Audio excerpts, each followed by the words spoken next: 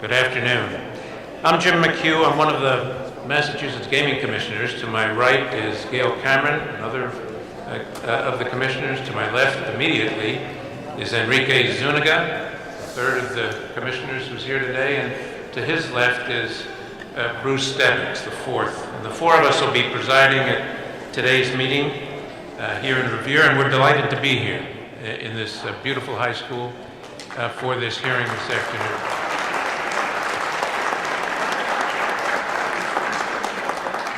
For the record, of course, we all know where we are, but I'm required to read this. We're located at Revere High School in the Auditorium, 101 School Street in Revere. We're here today because this is the host community to the proposed Mohegan Sun gaming establishment.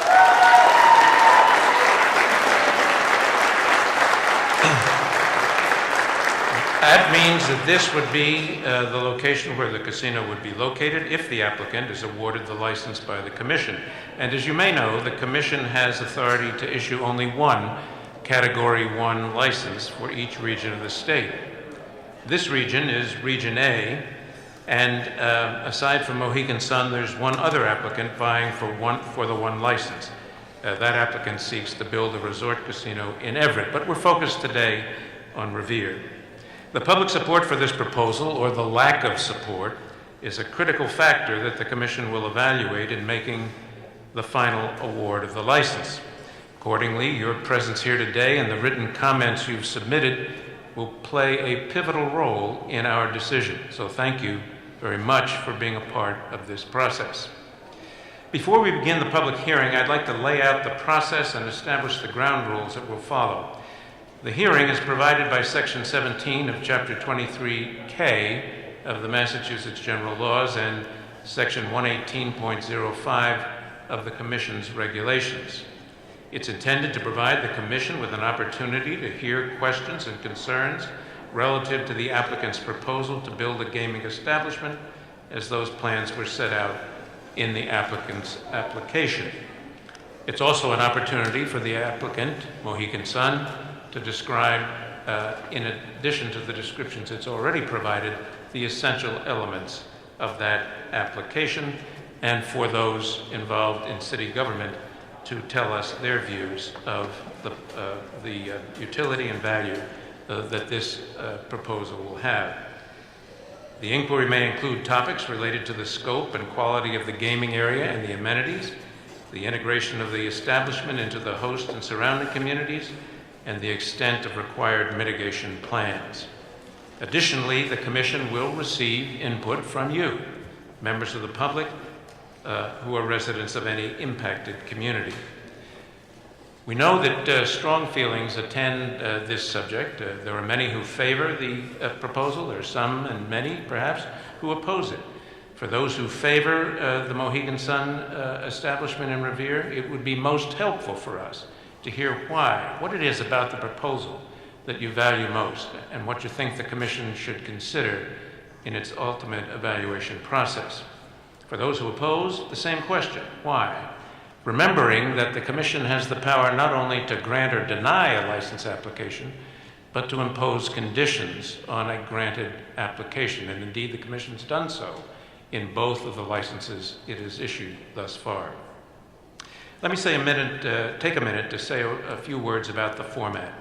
First, we'll hear from the proponents of the Mohegan Sun Casino and Revere officials and any questions that the commissioners have with respect to either of those presentations. And we've set aside a maximum of 1 hour for that process. Then everybody else who wishes to speak, we would be delighted to hear from.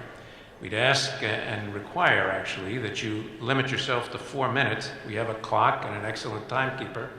We derived that 4-minute period through user testing. When we began this process, we did not have any time limits, and ultimately we were staying much too late into the evening. And so we instituted a 5-minute rule with the clock and found that most people finished in 4. So that's how we came to that time allotment. We'll hear from elected or appointed officials first. They're out many nights and sometimes have multiple events, so we therefore give them a preference. Then I'll call the names of those who signed up over the internet in the order we received them. There's a list posted by the front door, so if you signed up and you're interested in where you stand in that process, you can check to see where you are. And to keep things moving, I'm likely to call a number of names at the same time. And if you'd line up and then come up to the podium, introduce yourself, say where you're from, that will keep things moving smoothly. Using the same procedure, I'll then call the people who signed up here at the door in the order that they signed up. In addition to receiving requests to speak, we received numerous written comments, and we've read them all. They're in the binders in front of us. There's more than 1,000 of them. And we, as I said, read them all, and we encourage you, after this hearing process is finished, if any of you have written comments that you'd like to submit, to do so, and we will read those as well. We'll proceed until 8 o'clock, and then we're going to stop. We have in the past gone on, as I said, deep into the night, and as the night hours grow on, the communication process breaks down, and so we're going to stop at 8.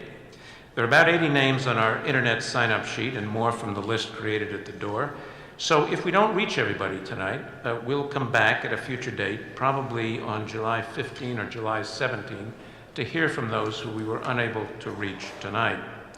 And in any event, we will be here again on one more future date, probably August 11, to close this hearing and hear from those who wish to speak about any significant event or development that may have occurred between now and then.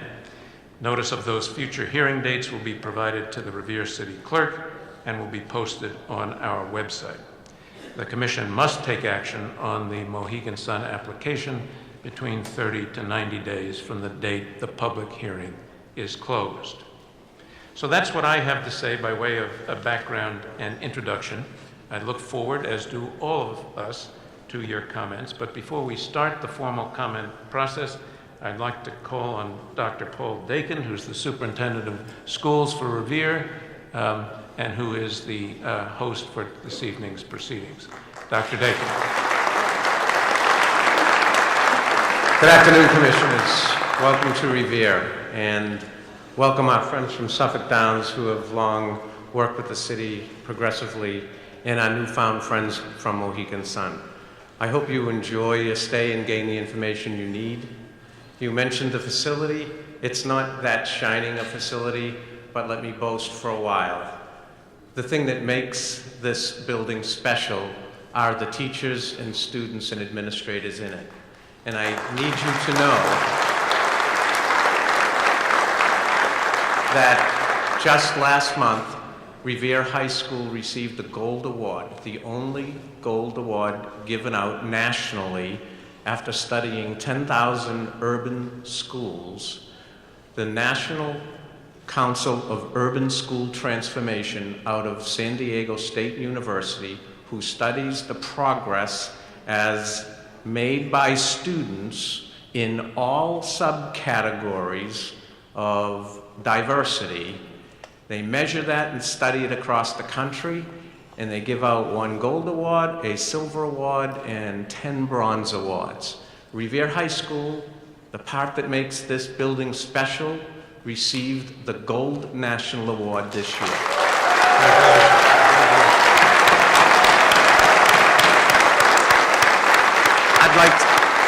I'd like to say that same energy in the community from our students and teachers can carry forward in the process of building community with Suffolk Downs and Mohegan Sun to make a world-class destination. Welcome to Revere. Thank you. Thank you very much, Dr. Dakin, and congratulations on that extraordinary award. Next, we're honored by the presence of Daniel Rizzo, the Mayor of Revere. Mr. Mayor.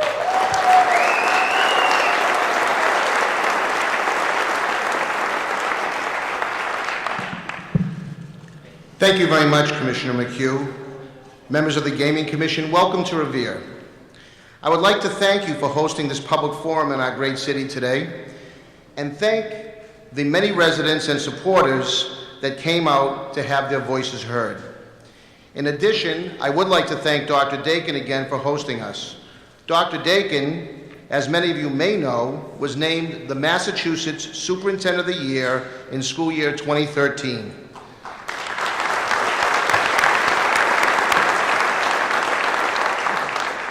In addition, and as Dr. Dakin just alluded to, I am thrilled to offer my public congratulations on behalf of my many colleagues that are here with us today on both the City Council and School Committee to Revere High School Principal, Dr. Lorenzo Garcia, and his amazing group of teachers and administrators for being recently selected as the #1 urban high school in the nation as named by the National Center for Urban School Transformation, something we're all very, very proud of. Revere, throughout its history, has been a destination for visitors. Revere Beach, Suffolk Downs, and Wonderland, to name a few, are venues that have attracted tourists from around the country and around the world for decades. Indeed, Revere is a community that was built on travel, tourism, and hospitality. Today, I'm here to tell you, as a city councilor for 12 years and mayor for the last 3, Revere is ready to bring that back to the region.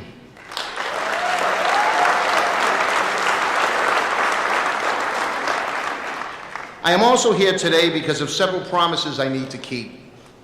The promise to help create not only good jobs, but great careers for Revere residents and our neighbors throughout the region and the Commonwealth.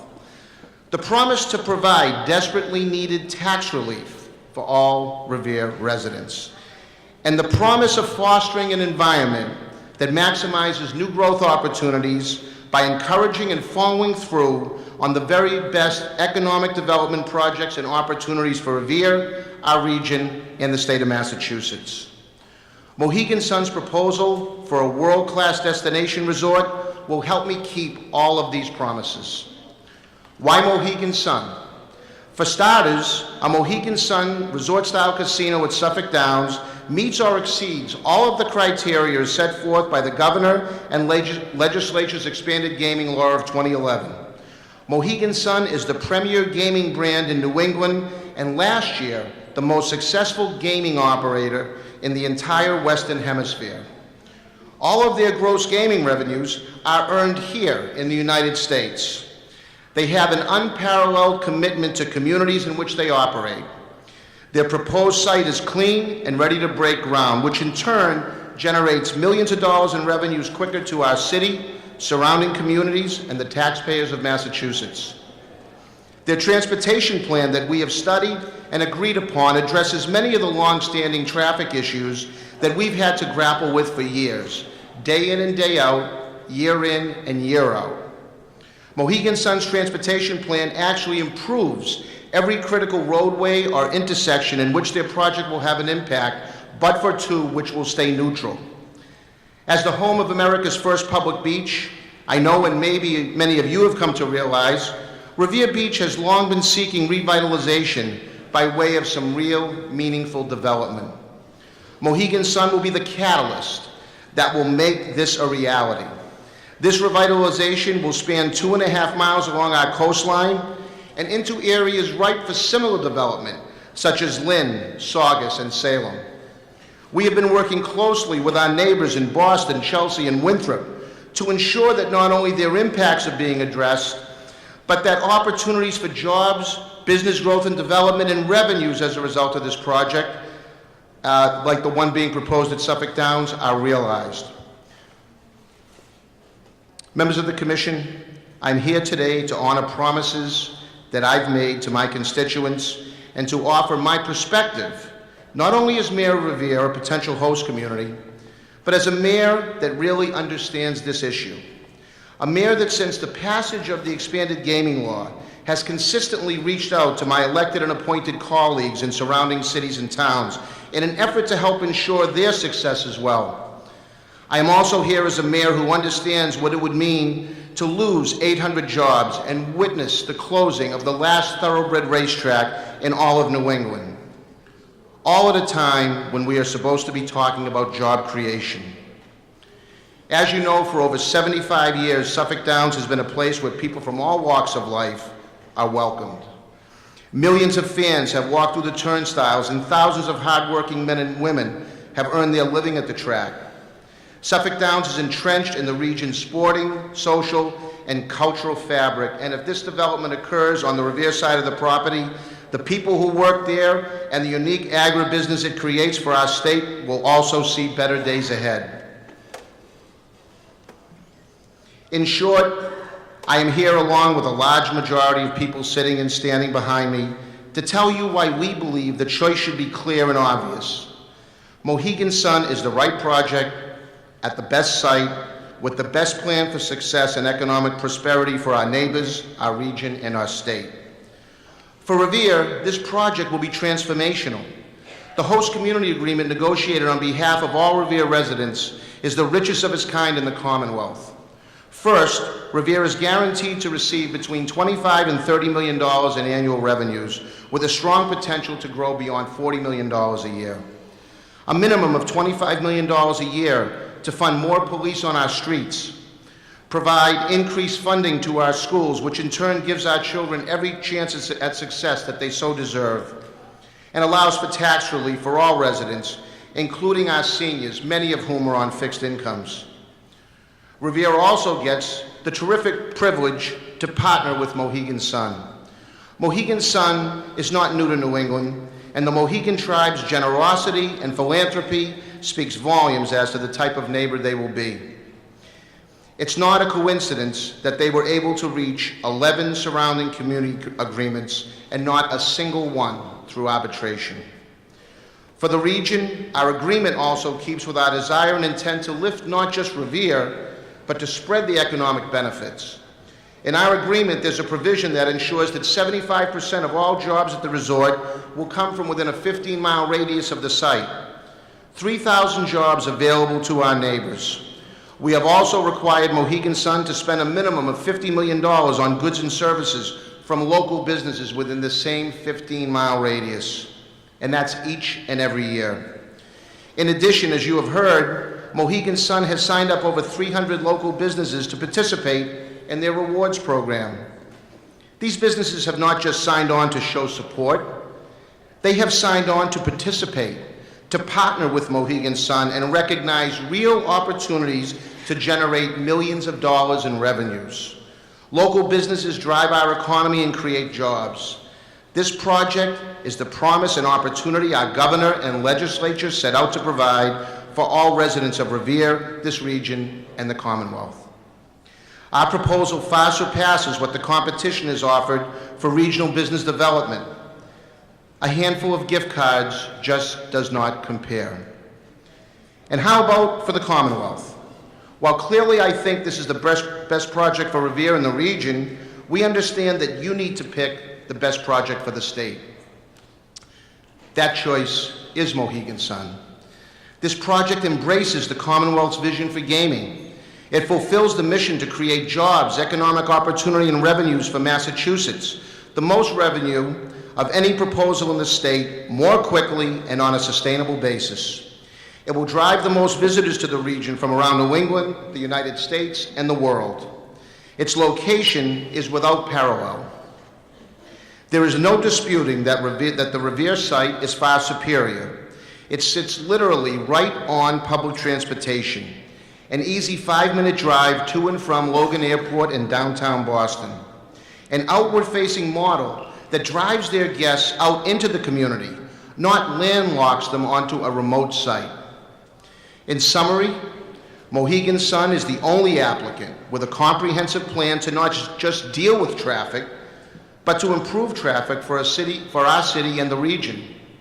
Mohegan Sun is the only applicant that can parlay their success and preserve a location that has entertained and employed residents of the Commonwealth for over 75 years. And we believe through their actions and through their deeds, Mohegan Sun is the only applicant that has proven themselves as good corporate citizens who give back to the community and who will treat this commission with the respect and the integrity that you, we, and the Commonwealth deserve. Members of the Gaming Commission, the reality is there really is only one choice. I'm asking you to see what I see. I'm asking you on behalf of a city, a region, and a state that is looking to you to make the clear choice, the best choice for jobs, the best choice for revenue and economic development, the best choice to preserve a sport and entertainment destination long entrenched in the fabric of our communities, the best choice for a trustworthy and venerable New England brand that fits the character of our Commonwealth. That choice is Mohegan Sun, Massachusetts. Thank you very much.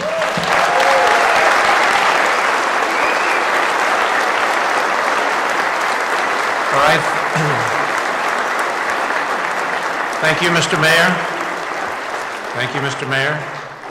And I'd now like to turn to Kevin Brown, Chair of the Mohegan Gaming Tribal Authority, and his colleagues for their presentation. Chairman Brown.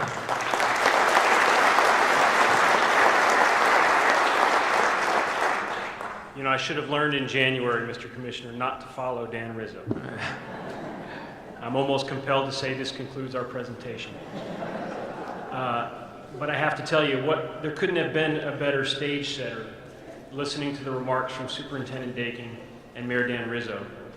Because as you think about the superintendent's description of this facility and how what he really takes pride in is the innards of this facility, I think that's a perfect stage setter for what we're going to tell you about today, which includes the innards of our plan, some things that you haven't heard yet, and just one more time for us to tell you about who we are and how we operate. So I thank both Superintendent Dakin for hosting, Mayor Rizzo obviously for being a great partner, but the other group that was missed in the opening comments is the great people of Revere that are out here to support us today. Thank you all very much.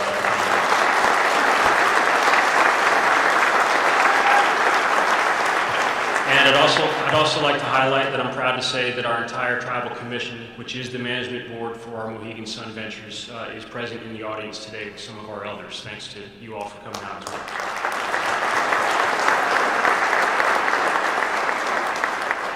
Ladies and gentlemen of the commission, I've communicated on a number of occasions that the strategic partnership between the Mohegan tribe and the people of the Commonwealth goes back a lot further than just the last several months. Through it all, the Mohegan tribe has always chosen the path of cooperation. It's called the Mohegan Way, and it's been passed down for generations. What the Mohegan Way meant hundreds of years ago on first contact with the settlers was that we would take the path of conciliation, cooperation, and partnership.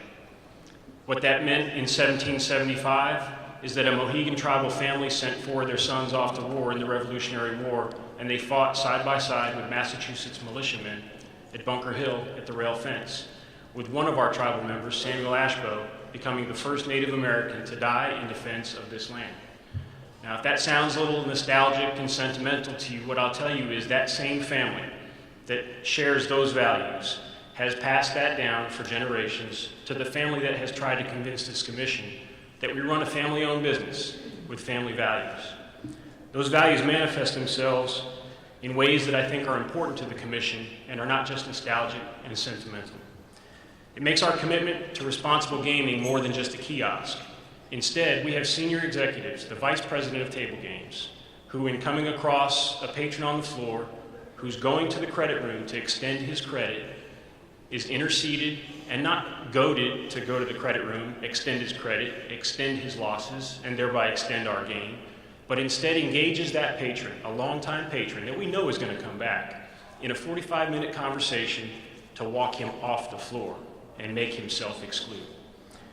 These values manifest in a business that makes corporate decisions that are congruent with community needs, which is manifest in our 11 surrounding community agreements, all without arbitration, and all recognizing that even though it might bite at the fiscal bottom line of our venture, we know it's the right thing to put those dollars back into the communities. And a business that makes a commitment to its employees and its customers that we want them to feel like family. That's how you build a lasting legacy. That's why when you walk into the Mohegan Sun facility, you don't know if it was built yesterday or 20 years ago. It's timeless. And it's not just timeless because of the magnificent infrastructure and that wow factor that you feel when you come in. It's very much akin to the description of Superintendent Dakin about this facility right here. It's about those innards. It's about the Mohegan Way, the Mohegan Sun Way, and how it translates into the spirit of our employees and how they treat their guests. That's what brings them back for subsequent visits time and time and time again. And the point of legacy is important. The Mohegan Way is authentic and it's ingrained in everything that we do. And that's how you build a legacy. This decision will be made by the four of you. It won't be made today. It won't be made on August 29th. It won't be made for 2014. It will be made for the legacy that it leaves behind. And so the question is, on the horizon as you look at Boston's 300th anniversary in the year 2030, and when you look back at this decision today, do you want the legacy of that decision to be the relic of a tower and a business model dropped on the north side of the Mystic River, more suited for Las Vegas? Or do you want that legacy to be a magnificent facility that is embracing the community both from an architectural standpoint and from a business model standpoint? A catalyst that revives racing, a catalyst that revives the beach and improves the bridge to the North Shore, and a facility that excites every international traveler that flies in on approach to Logan and sees it. That's a legacy builder. That's something that we can see as having staying power into the future, and that's the decision that you have before you. And we think the answer is clear. Just as team is a Boston tradition and part of the Massachusetts ethos, we are excited and more than ready to partner with you and the Commonwealth. In today's presentation, we look forward to sharing the following things. We're going to share with you why our outward-looking model makes us the best choice for the Commonwealth. You'll hear how we've been connecting with and delivering for businesses in Revere and surrounding communities from Boston up to the North Shore. We'll show you how we form partnerships with organizations that will drive jobs and spur economic development. Importantly, you'll learn more about the financial strength and commitment of our partner, Brigade Capital Management, as we tell you what you need to know to dispel the myth once and for all about whether or not Mohegan Sun, Massachusetts is committed to Massachusetts, because we are committed to Massachusetts. You'll hear how Mohegan Sun Mass will help its landlord in a way that will allow the track to continue operating its 79-year-old thoroughbred racing tradition. And finally, you'll get a look at the continued work on the plans for an open and internal design and a green and environmentally friendly external design. We're truly excited to be part of this community and to be working together to benefit the Commonwealth. And at this time, I'd like to introduce the CEO of the Mohegan Tribal Gaming Authority, Mitchell Edis, who will take you through the facts that make it clear that Mohegan Sun is the clear choice. Thank you.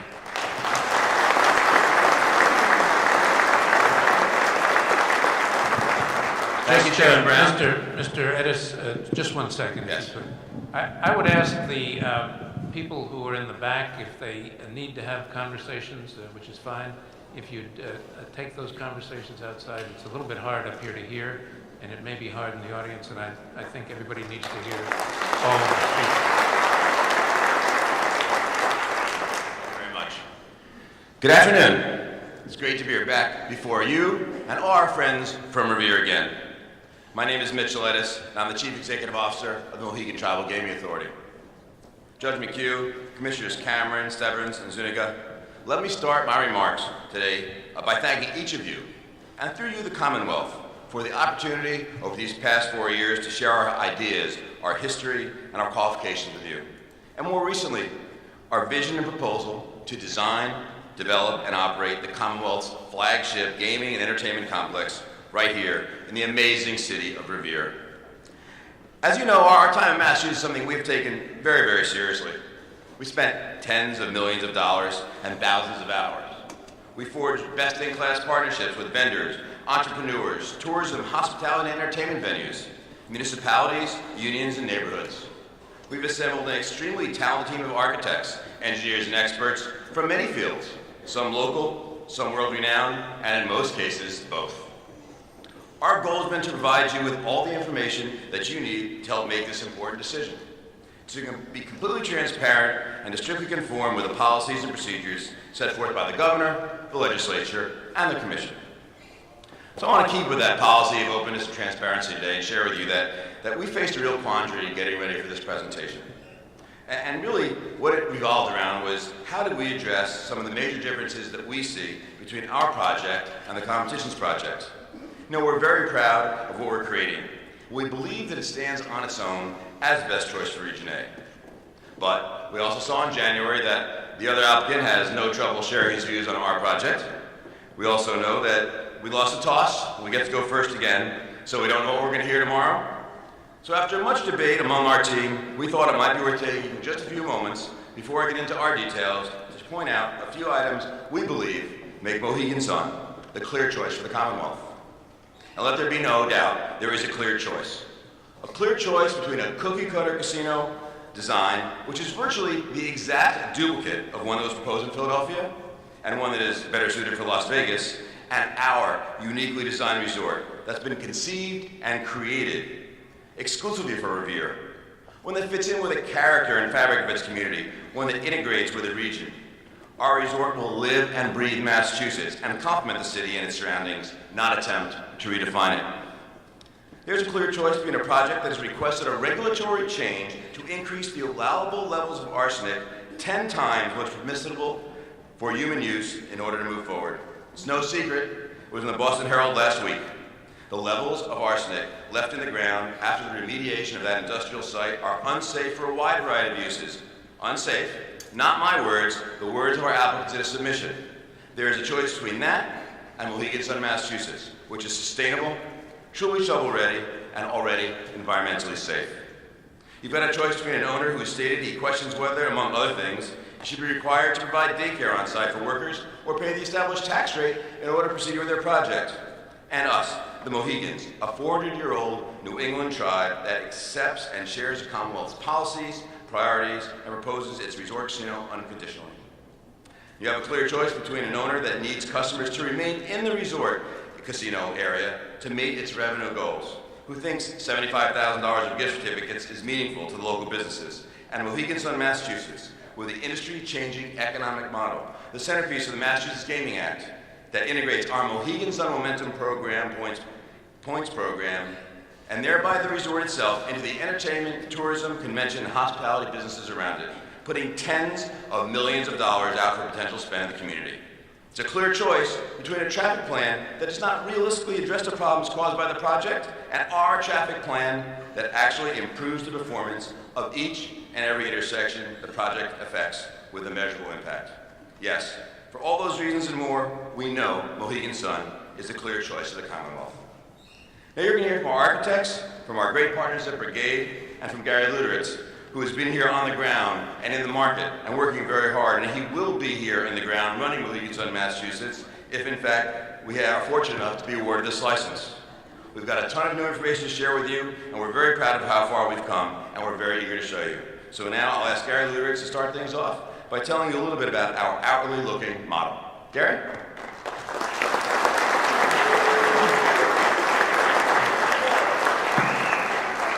Thank you, Mitchell. As noted, my name is Gary Luderitz, Vice President for Operations and Development with Mohegan Sun. Our outward-reaching model will fully engage our host community and the surrounding region. We know how to do this well because we have a long history of doing so. From Connecticut to Wilkes-Barre, Pennsylvania to Atlantic City, we support the communities in which we work, live, and play. It's the Mohegan Sun way. It's the kind of operator that we are. Here in Massachusetts, Mohegan Sun has and will drive visitation to the region without consuming the entire guest experience. And let me partially detail that. Our facility and our team is being designed to create awareness of regional attractions and business through an electronic concierge that showcases area businesses, entertainment attractions, and is patron interactive. Training for our hospitality staff by representatives of both the Greater Boston and the North of Boston Convention and Visitors Bureau. Website exposure and direct links to business, events, and attractions, and direct mail and email support. In-room advertising and video support. Momentum program support. We're going to talk a little bit more about momentum as we go along. For all of our community business partners and attractions, including nonprofits. We're going to deliver, because of our location attributes, a project that can best leverage all of our outreach initiatives into a regional economic machine. Attributes like the 3-mile-long crescent-shaped historic Revere Beach, poised for growth in lodging, entertainment, and dining. Like the Blue Line Transit connection, 150 feet from our door. Not only a convenience connection to all of Boston, but a monumental imperative in a modern urban initiative if we are ever to achieve smart growth and minimize vehicular traffic in our community. Attributes like the highly accessible roadway transportation network that leads right to our door. Like 5 minutes from Logan Airport has been mentioned, either by car or by transit. Attributes like a community that has long been a home to and has a storied history of hospitality and entertainment and can once again become a glorious seaside resort. Turning to our community agreements, we have created, as Mayor Rizzo mentioned, and as Chairman Brown mentioned, the largest community mitigation package of any casino resort in the nation. 12 communities thus far, each with an approach that emphasized fairness, all without the need for arbitration. This is the kind of operator that we are. The money's important. Tens of millions of dollars in upfront money. Tens of millions of dollars in annual payments. 45 to 50 million in traffic, safety, roadway, and infrastructure improvements, with roadway, safety, or operational improvements to more than 20 different locations. And I might add, these improvements serve to resolve long-standing existing traffic-related problems. And we have a comprehensive, thoughtful, workable plan on which the Commission can rely. We have the luxury of direct MBT access. We have taken full advantage of it. We offer a privately funded solution at every intersection that will experience a measurable increase in traffic, all with private funding. And to the extent that there is any question, let me confirm for the Commission here tonight that all of the mitigation work will be completed before the resort opens. But our approach is not only generous in dollars, but in details. We've committed, as has been mentioned, to hiring 75% of our employees from within a 15-mile radius of Revere, to spending $50 million for goods and services from within that same 15-mile radius, to hiring 25% or more minority and 10% women for construction of the facilities, to further encourage minority financial opportunities by creating marketing programs for women and minority-owned vendors, to continue our well-documented support for mitigating problem gambling, to expand the reach of our community colleges training group by helping to bring new community college training services to the North Shore. This is the kind of operator that we are. As I noted, we're committing to that 15-mile radius for 75% of our employees. Therefore, it's clear where our workforce recruitment will target: the unemployed and the underemployed in the richly diverse urban environment. Those that were hit hardest in the recent Great Recession. If you want to know what kind of operator we are, look at our outreach efforts to fulfill this commitment, with events and forums over the last 6 months like those that are shown on the slide. Face-to-face presentations to highlight our workforce needs throughout the community. If you want to know what kind of operator we are, look at our arrangements for signed agreements related to workforce development, like our agreement with CAPIC, that is Community Action Programs Intercity Incorporated, where we have committed to placing impoverished individuals with mentors who will help them adapt to the workplace. Like our agreement with Community Enterprises Incorporated, in which we have committed to a cutting-edge, intensive workplace training employment for disabled individuals. We're replicating in Massachusetts this program that is right now being very successfully used by our human resources team in Connecticut at the Mohegan Sun Resort there. If you want to know what kind of operator we are, look at our agreement with Casino Careers Institute that provides for training modules and collaboration in the areas of hospitality, technology, and training. Like our agreement with Massachusetts Fallen Heroes Fund, where we will work with the fund staff in Massachusetts to identify, train, mentor, and place America's veterans.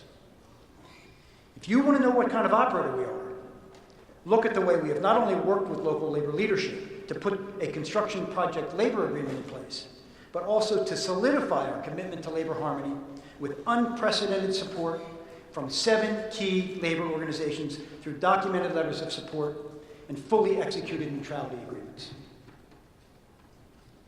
In diversity, we've demonstrated our commitment, and to continue to exercise that commitment. The Mohegan Sun Enterprise workforce, for example, is represented by 41% minority employees. We believe that we can exceed that commitment in the extremely diverse greater Boston region. And with the help of our field representatives, we have met with and presented in person to a variety of diverse organizations as listed on the slide here, and this doesn't fully explain all the outreach that we've conducted. We have been and we continue to participate in Boston's Main Street program, particularly in the diverse communities. In addition to our field team, Mohegan Sun has made special outreach to minority and women-owned businesses to identify participation in our Momentum program, with many dozens of participants from the African American, from the Latino community, from the Asian American communities. Mohegan Sun, as an enterprise, has a well-documented diversity plan. These guide our facilities that require our senior leadership to implement a plan and helps them drive results. Further, by committing to over 75% of employment in that radius and $15 million in our spending radius, along with our partnerships to develop minority and women suppliers, we've guaranteed our ability to financially support a diverse community. We want to talk a little bit more about that momentum aspect, and I'm going to pass the microphone over to Mitchell to elaborate on that further. Thanks, Gary.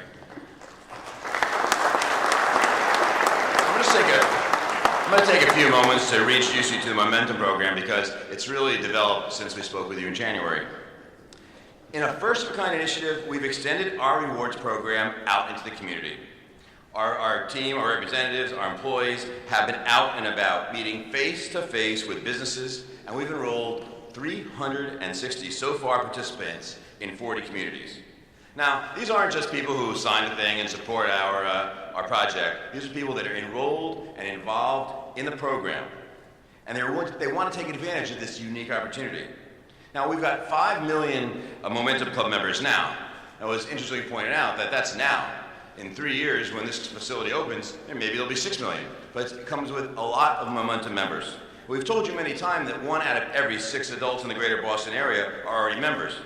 But we sometimes forget that there are 4+ million members from everywhere else as well, outside the Commonwealth, outside New England even. So we've got a lot to offer, and we're putting tens of millions of dollars of rewards out into the community, out of the walls of the casino complex, so our guests can comp themselves at area attractions, restaurants, stores.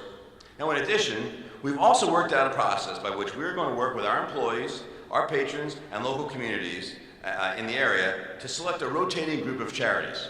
And then we're going to allow our guests to make donations to those charities with their Momentum dollars. So people can comp themselves in area businesses, people can even donate to charities with their Momentum dollars. This is the type of initiative that not only provides direct financial benefit to the region, but also clearly cements the integration of Mohegan Sun, Massachusetts into the community. Gary? Thanks. Once again, we've been busy over the last 6 months since we last presented to you. You want to know what kind of operator we are? Look at our field work and our agreements.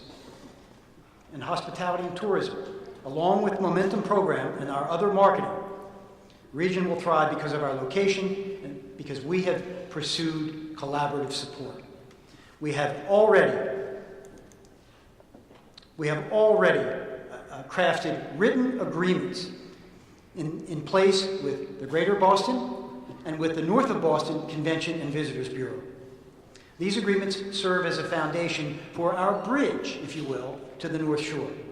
They call for cross-marketing, communication in a way that addresses all the regional stakeholders in hospitality and tourism, collaboration at national and international sales events, branding and selling the Eastern region with national and international incentive programs. And we're going to be side by side with the CVBs as they travel around and sell the Eastern region, complementing Boston-centric events, meetings, and conventions with Mohegan Sun, Massachusetts activities and North Shore activities, and supported by various levels of service, including promotional activities and shuttle services.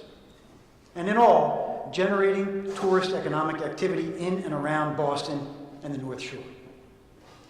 When coupled with Mohegan Sun's national and international player development, and our planned collaboration with the tour and travel industry, with agencies such as the Massachusetts Office of Tourism and Travel, and our relationship and our proximity with Massport, and our relationship to Logan Air and Travel, our powerful formula for shared economic growth is second to none. This tourism is going to be complemented further by our regional entertainment program, on which Mitchell will now elaborate. Mohegan Sun is a giant in the entertainment industry. We operate the busiest arena of its size in the world. We produce shows in 3 states and numerous venues. So can you imagine if you were to couple Mohegan Sun's entertainment experience with the best in the Boston region? Well, if you did that, you'd have a powerful collaborative entertainment machine. And that's exactly what we have done here with our written agreement with City Center. It's an outwardly looking, outwardly reaching initiative that provides an extraordinary opportunity to do collaborative bookings, to cross-market, to introduce casino patrons to the Wang Theater, the Strand, and the Schubert, and to provide casino entertainment to tourists and visitors. Under the leadership of Joe Spalding, a great partner, the management of our bookings, our entertainment service team, our vendor relationships, and our labor partnership is instantly and uniquely part of Greater Boston. By combining the power of Mohegan Sun and the experience and power of Joe Spalding, we'll be able to elevate the entire entertainment in the Greater Boston area to new heights. Now, speaking of new heights, I think it's fair to say that the financial platform of Mohegan Sun, Massachusetts is unparalleled, and that is due to our great partner, Brigade Capital Management. And to tell you a little bit about them, since you haven't heard that much about them, I'd like to introduce Doug Parton, who is a partner in Brigade Capital Management. Doug?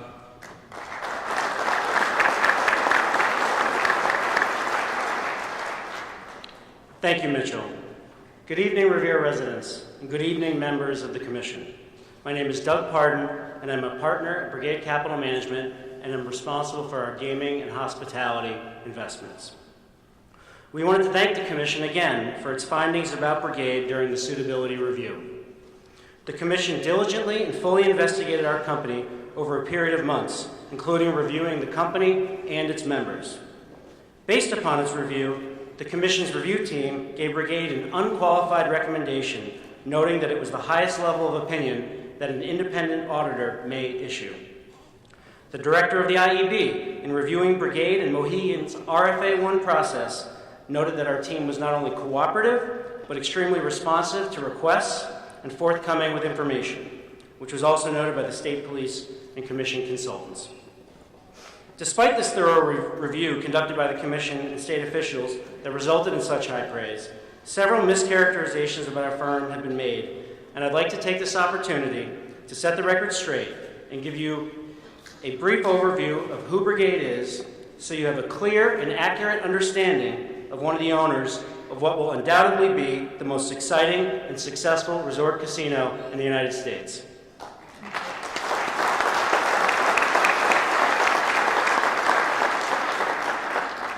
Brigade is an SEC-registered institutional investment advisor with over $15 billion under management.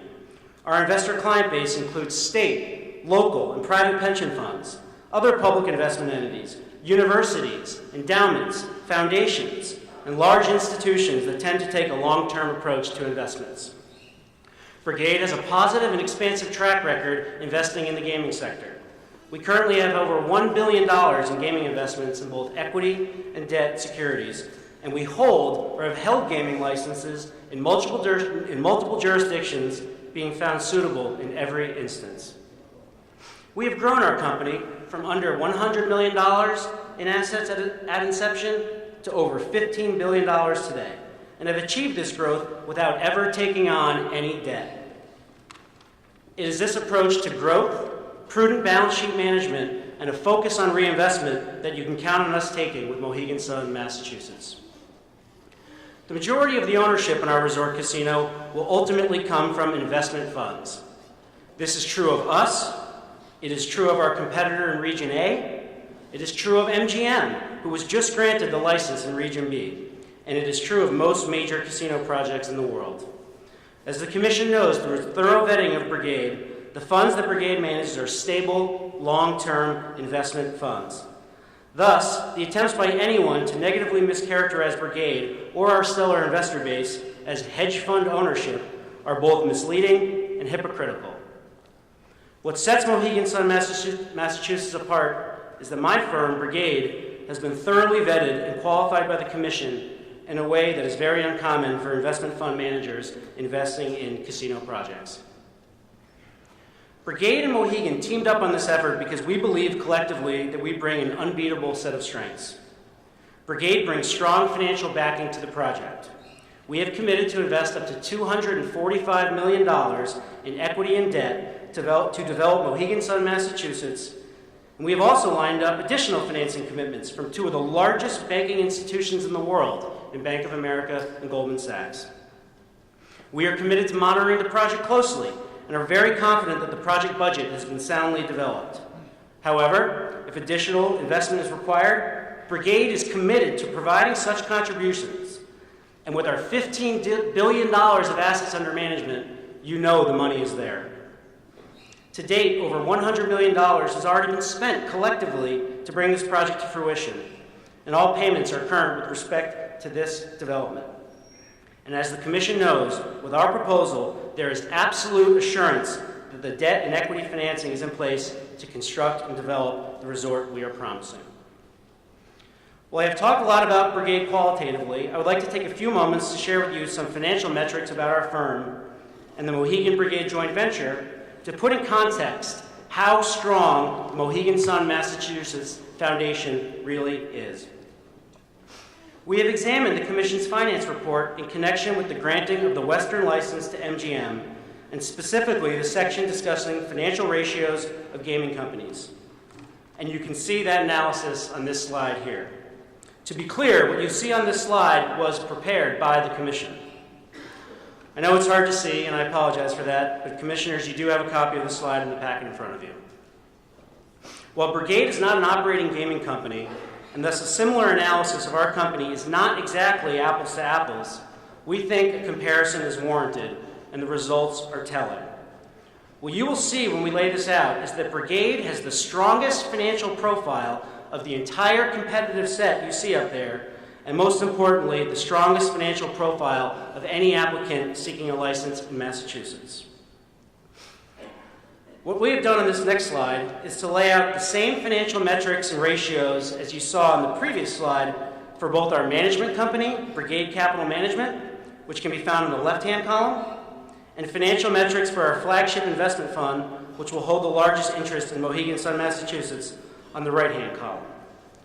These numbers are derived from Brigade's audited financial statements that were previously provided to the Commission. The results, as I mentioned, are incredibly strong. The fund has the strongest current ratio of the competitive set at 3.6, and our management company has a strong ratio above 1.0 as well. The capital asset turnover ratio of both the management company, 60.52, and the fund, 3.38, exceed everyone in the competitive set. We are the only applicant that has zero long-term debt, and thus have the lowest debt-to-equity ratio. Both entities have a very healthy level of EBITDA at $140 million for the management company and $393 million for the fund. And we have the highest times interest earned ratio because we don't have any interest expense because we don't have any debt. Commissioner Zuniga, we would be happy to follow up with you as well as your consultants to discuss this analysis in further detail. What we have done next, which can be seen in the far right-hand column of the next slide, is to combine the financial metrics and ratios for the Mohegan Tribal Gaming Authority with Brigade's management company and with our flagship fund to get a picture of what the actual joint venture applicant, Mohegan Sun, Massachusetts, looks like. Once again, the results are telling. Mohegan Sun, Massachusetts has the strongest financial profile of any applicant in Massachusetts and of the entire competitive set used by the Commission to evaluate financial strength. We have the highest current ratio at 3.17 of the entire competitive set, the highest capital asset turnover of 1.17, the lowest debt-to-equity ratio of 0.33, the highest return on investment at 46%, and the highest times interest earned ratio of any applicant at 4.96. Now, enough about the numbers. Let's talk about what Mohegan brings to the table in this partnership. They are hands down the best resort casino operator for this greater Boston market. Having been an analyst in the gaming sector for more than a decade, I have personally watched the Mohegan Sun team run and grow their business through various economic cycles and have been thoroughly impressed in everything that they do. I am sure many of you here in the audience have visited Mohegan's property in Connecticut and have experienced firsthand the world-class entertainment environment they offer, from amazing restaurants run by world-renowned chefs to concerts by some of the most famous artists, sporting events, incredible shopping, and of course, most importantly, an exciting and vibrant gaming experience. Mohegan's operational strength and nearly 20 years of experience operating in New England assures a strong knowledge of this market and that the customers will get what they want from their resort casino experience. Given Brigade's expertise in the gaming industry, we are frequently called upon by companies to evaluate financing opportunities for new construction casino projects. We have met and evaluated dozens and dozens of management teams and have evaluated hundreds of projects, not only in the United States, but in the world. Trust me when I say nobody does it better than Mohegan Sun. And trust me when I say that Mohegan Sun, Massachusetts, to be located here in Revere, is the best project we have ever come across.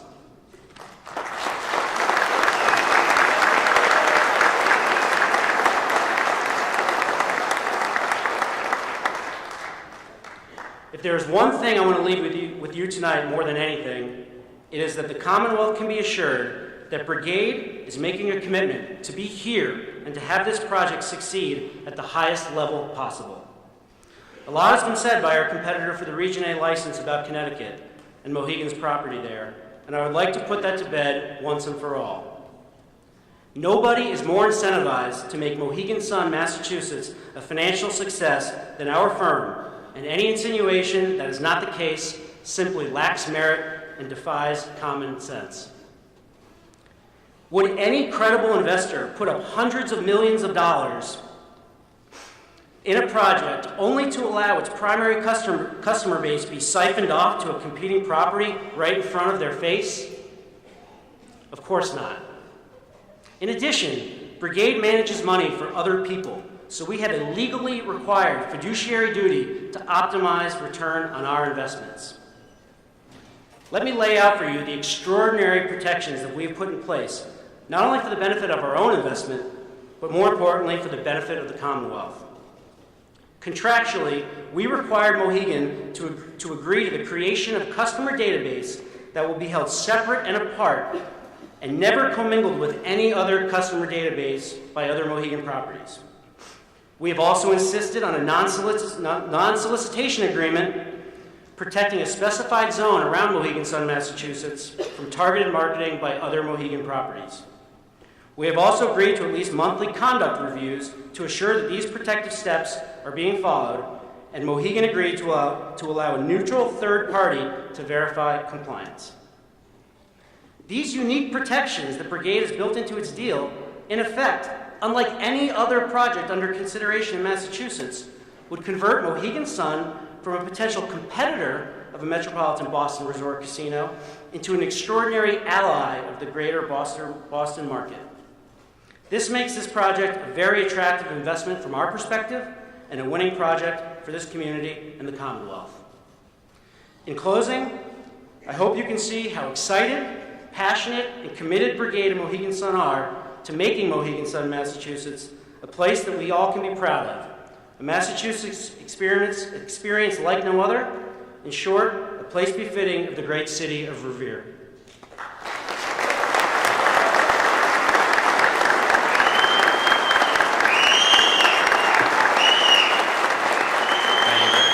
Thank you, Doug. Thank you very much.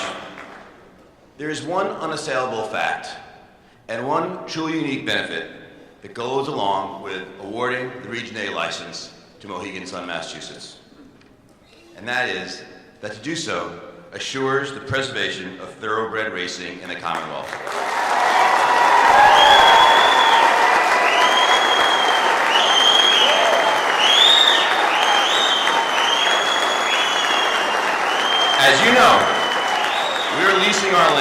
Suffolk Downs, but their ownership group has committed to you, the Commission, that it will keep Suffolk Downs open for at least 15 years from the time we opened Mohegan Sun, Massachusetts.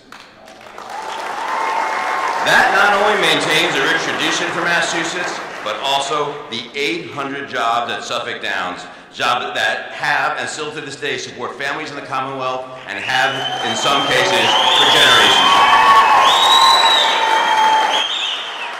And you can see how important those jobs are to this city. In addition to those jobs, per the Christian report, the number of jobs in racing-related businesses is expected to grow from 1,486 to 3,631. The reason is that as increased purses from the Gaming Act will create more horses racing, and you get all these additional benefits. Along those lines, there are currently 6,650 acres of farmland that are used by thoroughbred industry. That is expected to grow by another 7,825 acres for very much the same reason. But without the selection of Mohegan Sun, Massachusetts, Suffolk Downs closes, and with it, all those jobs are lost and all the ancillary benefits are gone.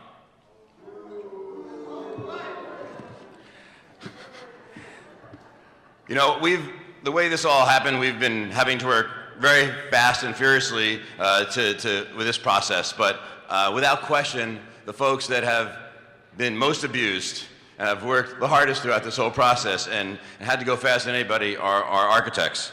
And we've come a long way, and there's a lot of new things to show you that are getting very exciting. So to do that, I would like to introduce you to Hugh Trumbull, partner in the world-renowned architecture firm of Cohen, Peterson, and Fox.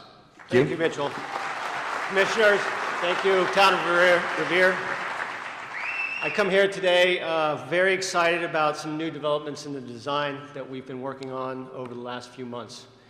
I'd like to say that Mitch and Kevin and the whole Mohegan development team have challenged the design team to really come up with a grand resort for Revere, one that will be shovel-ready once the award of the license is given. So in order to do that, we've had to work hard to substantiate the design and to refine it in a way that it can be built elegantly in your future. So what we've discovered in that process is that we have three really interesting new components to show you today. One of them is about landscape, one of them is about the interiors of the project, and lastly, a really fantastic roof deck. But before I do that, I'd like to take a moment and go through the previous design ideas that we had shown you and why those designs work to reinforce what we showed you. Next slide, please. So here you can see that the horizon and the beach of Revere has become the genesis seed for our project. Our project embraces the horizon, that resort feeling that you have in this community. The umbrellas of the beach have been reflected and become the icon for the project's architecture. This great orange canopy that strides along the horizon creates the signature for the project. Above it, to the side here, is the boutique hotel. At center stage, the casino hotel. And off in the distance, you see the wonderful city of Boston. Next slide, please. So here we've just gotten off of the Beachmont T, and we're entering into the rotunda. The rotunda is a special device that allows all mass transportation to come. The bus stops right here at the plaza. Mohegan's private coaches arrive at the rotunda and all proceed up into the casino, where we have a small boutique venue that looks out into the public area. Down Winthrop Avenue, and if you could go to the next slide, you'll see a restoration of the whole street. A wonderful park has been implemented as the building pulls back in a concave shape to create the garden and boulevard experience. At the foreground, you see the boutique hotel and the great majestic canopy floating overhead. Next, please. Here's the theater of the racetrack. Wonderful. The idea of the casino is to create this wonderful crescent shape that reinforces the racetrack event experience and bolsters the community. Above that is the casino hotel, and off to the left is the great canopy as it rides over the porte cochere. We proceed to the next slide. Here's the porte cochere seen as you approach up the landscape ramp, which is going to be a fantastic piece of landscape, and we've got some new developments to show you coming. To the right is the casino hotel, it's a boutique hotel that flank either side and create the entry. Next slide, please. Upon arrival, you see this majestic column coming down to define the space from the canopy above, and a lower canopy creating an intimate experience as people enter into the resort. Next, please. Here's our plan. We've been working diligently and hard to get this plan to be absolutely perfect. We've developed this to be a very unique, synergistic experience where one wanders through the whole resort, exploring and finding new things at every turn. Part of that is the great casino figure, which is rendered in pink here, that locks into the racetrack. A lot of it has to do with the restaurants, the food and beverage that punctuate and define different zones within the resort. And lastly, a second center that we've developed at this heart here, in which we get the nexus of all the retail experience. It is all of those coming together with the boutique hotel and this long, elegant walkway that leads back to the casino hotel that create the environment which we think is going to be absolutely fantastic. That course is then reflected to the second floor. You see it here. This becomes a causeway or a garden walk that runs along a new green roof, which is filled with extensive and intensive planting that makes this a real garden experience. To the right of that walkway, you see the wonderful spa and the pool terraces, a food and beverage, and the lounge for the boutique hotel, all complementing the walk as you move back and forth. And what we find is that throughout the resort, there are no dead ends. There is no place where you have to turn and find yourself going back. It's always a constant wander. Next, please. Here's our first image, which is new to you today. And this is really arriving at the Beachmont Tee. We've implemented this new concept.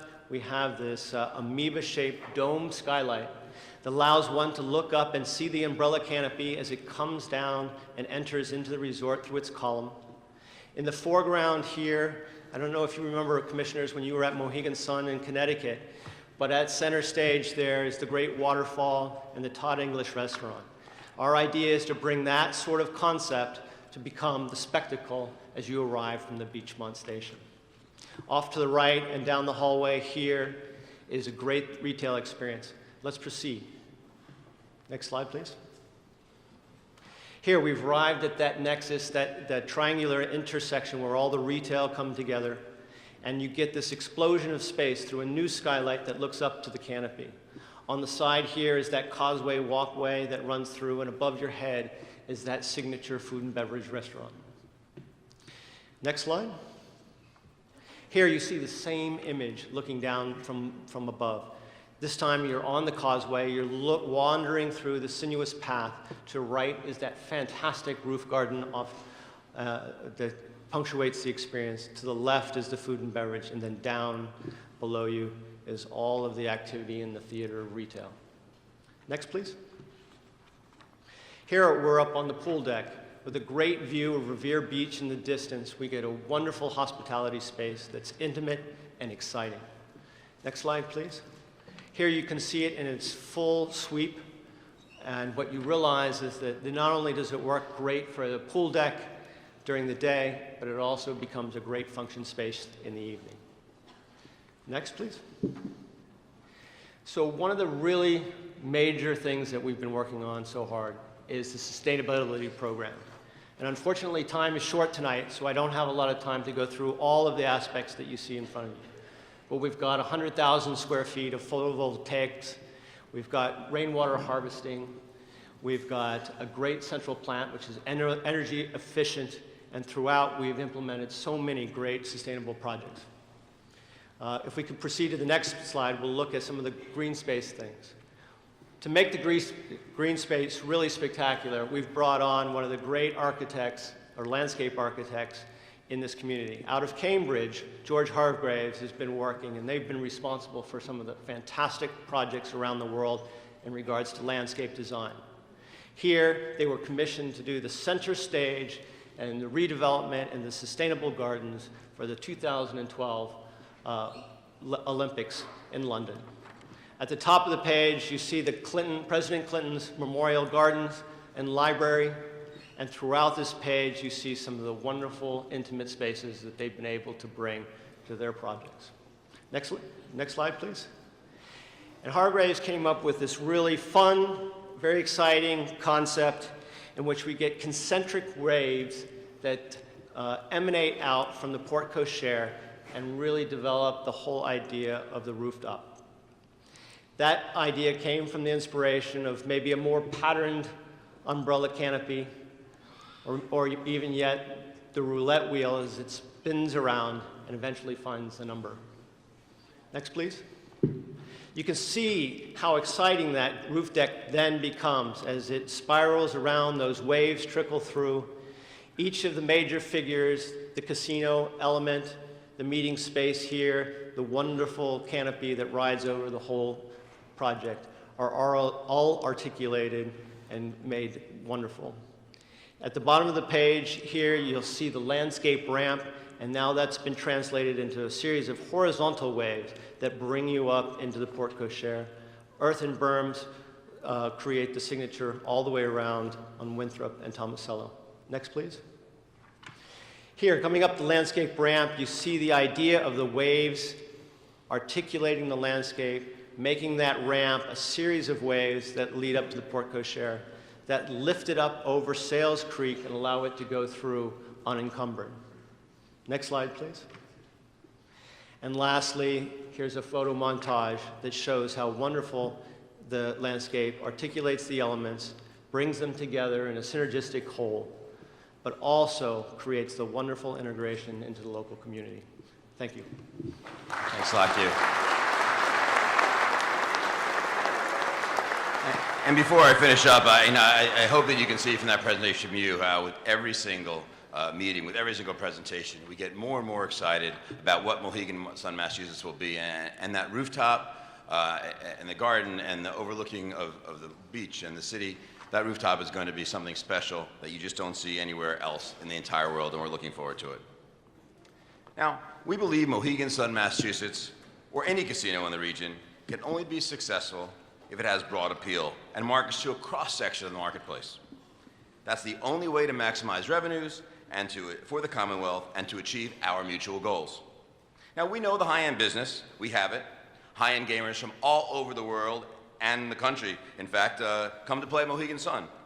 You saw firsthand when you visited Connecticut the type of facilities that we have there and the type of high-end facilities we've committed to build for you here. You don't become the highest grossing casino in the Western Hemisphere any other way. So when it comes to that type of play, we know it, we have it, and we do it. And I'm really excited about the prospects of the greater Boston area as a marketing tool for that type of business. You know, the idea of having the array of area attractions, art, sports, history, and then you combine it with our gaming hospitality experience. Honestly, it's just a casino marketer's dream come true. And I think it's going to be a magnet, frankly, to attract these type of players to Mohegan Sun, Massachusetts. But a great high-end gaming program alone will not guarantee success. Mohegan Sun, Massachusetts will be comfortable and a destination for everyone. We'll be accessible to everyone and not exclusionary. That's one reason we're very excited about the fact that we'll have 2 hotels. Our Mohegan Sun Casino Hotel, built to the luxury standards that you saw when you visited Connecticut, and the boutique hotel developed by Fenard Properties, which will appeal to a slightly different market and provide a choice of price points. In addition, the hotel will also tie in with a beach club that's going to be developed close by at Revere Beach. So we'll create 2 hotel experiences, and with them, a complementary array of retail and food and beverage products. It'll feature fine dining, regional cuisine, family dining, and will offer a variety of price options and appeal to a cross-section of individuals. This is critical. In this type of facility, with this type of repeat business, focusing only on the high price point is a recipe for disaster. And you need only look at the failure of Breville and Atlantic City to see what happens if you don't understand the market and you do not take into consideration the realities of where you are. And I know no one wants to see anything like that happen here. It's for that reason that I think it's important to realize that our 17 years of experience in New England not only means that New Englanders know what to expect when they visit Mohegan Sun, but it also means that we have years of experience of knowing what New England wants. So we'll put our knowledge to work, and with our partners in New England Development, who is one of the leading retail developers in the country, but hails from right here in Boston, we're going to create non-gaming amenities and attractions that will add to our complete overall destination. Our attraction will include top local names in nightlife like Patrick Lyons, great local bars like Casey's McGreevy's, top local chefs like Ming Tsai and other national and local restaurants. On the retail side, you'll find iconic Boston retailers, along with well-known brands such as Michael Kors, Tiffany, and Toomey. Mohegan Sun, Massachusetts will be a one-of-a-kind shopping experience unlike anything currently existing in the greater Boston area. You can be sure Mohegan Sun, Massachusetts will complement the region, create new visitors, but most importantly, it will increase the length of stays in the area because we are creating a new Boston attraction. One that will appeal to the international and national traveler as a must-see location because it is Boston. One will appeal to New Englanders because we know what they want and we develop Mohegan Sun, Massachusetts with them in mind. It will appeal to that group within a 60-mile radius of Revere, not only because 1 out of every 6 of them are already our customers, but we're creating a gathering place in a special location designed just for them because it will celebrate their part of the country. There's no question that our position, our unique position really, as a best-in-class national and international player, yet a regional company, makes us particularly well suited to maximize the potential right here in Region A. Judge McHugh, Commissioners Cameron, Stebbins, and Zuniga, on behalf of my boss and our co-presenters, we want to thank you so much for your time and attention this afternoon.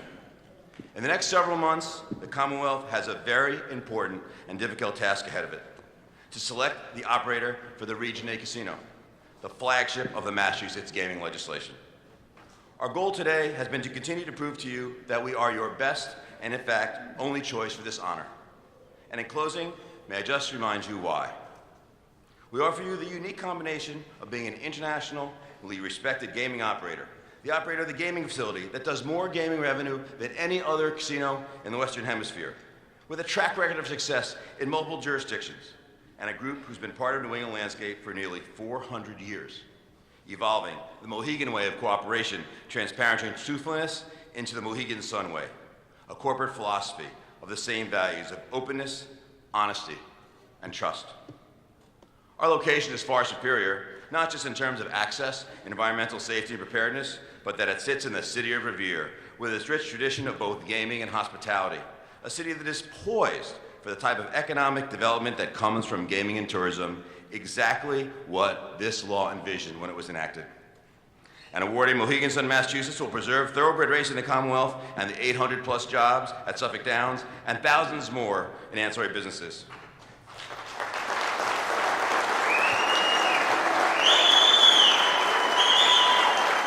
Commissioners, you know exactly what it will be like to work with us by the things that we've done during this process, not by the things that we will say we will do. By our host community agreement with the City of Revere, which is the most comprehensive mitigation agreement of its kind ever. By our 11 surrounding community agreements, each one completed without arbitration. By our agreements with the numerous organizations you heard Gary tell you about, and by the respect we've shown for this law and your task in this process over the last 4 years. Mohegan Sun, Massachusetts has been created specially for Revere. It's a one-of-a-kind destination, created with knowledge of the market by a team of internationally celebrated experts to integrate the area and complement our surroundings. And very important, for you and the Commonwealth, Mohegan Sun, Massachusetts comes with customers, lots of customers, from the Commonwealth, New England, from the nation, from the world. And lastly, we bring a sense of teamwork and commitment that is unprecedented and unwavering. And our team extends beyond Mohegan Brigade, KPF, New England Development, and Fenard.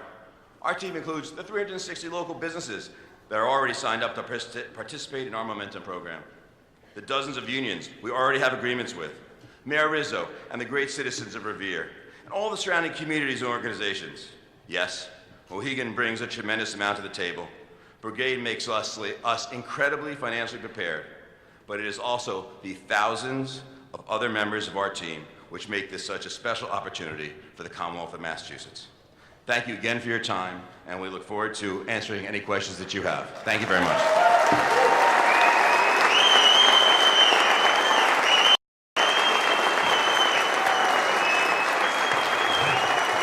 All right.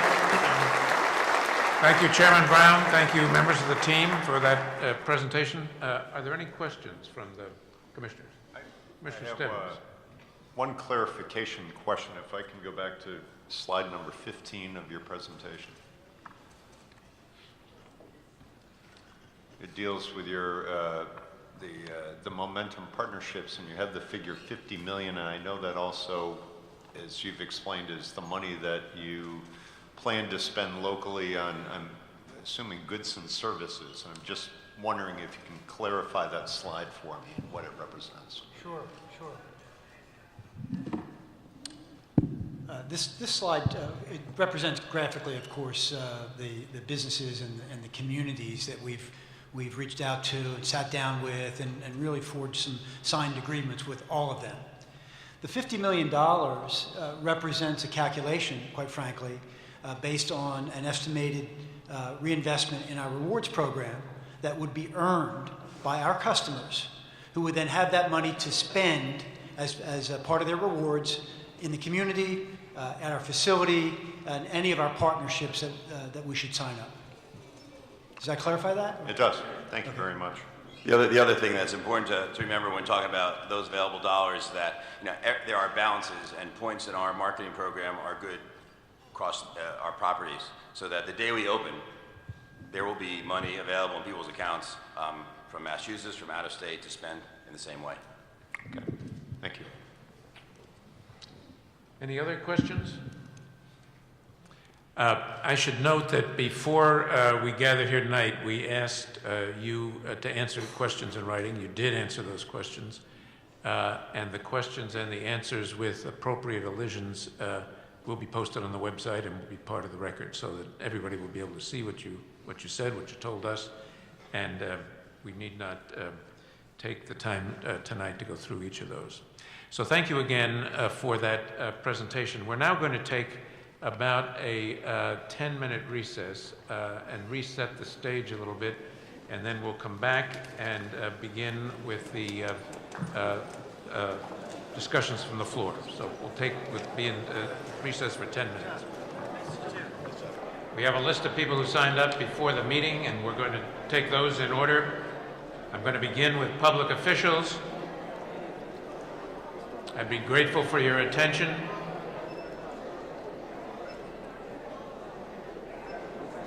And I would call first of all on Representative Rosalie Vincent. Is Representative Vincent here?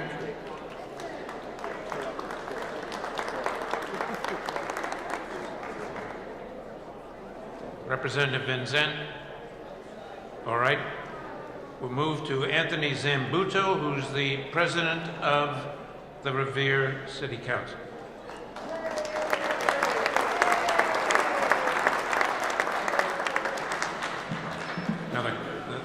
I thank you very much for this opportunity to address the commission again, and I'm going to try not to be redundant. I was here before and I spoke to you before. I'm sure I was so good at my presentation that you remembered everything I said. I had a good friend many years ago that used to say, when you get up before a crowd, either be brilliant or be brief. So I'm going to be brief. I told you before, and I'll just mention it again, this is obviously a transformational project for the city of Revere. And along with the economic development opportunities aside from the casino, what it will do is immense. In construction, we have a word that's called a keyway. It's where, in concrete, you put a keyway from the footing to the foundation. And this project is truly a keyway to America's first public beach, 2.5 miles of crescent, beautiful beach. And we also have a $500 million project called the transit-oriented development called Waterfront Square that's going on right now, and this is a tremendous compliment. But I'm not gonna spend too much time because you've heard from everybody of what this will do. This is truly a regional project, and it really is a rising tide that's going to lift all boats. That's why so many of our partners in the region are cheerleaders for this project. You know, Jay Ash from Chelsea, all the surrounding communities are cheerleaders for our project. That's not by accident. What I do want to talk about, and what I found is the one thing that people talk to me most, because I'm obviously a salesman for this casino, this Mohegan Sun Resort Casino at Revere, Suffolk Downs.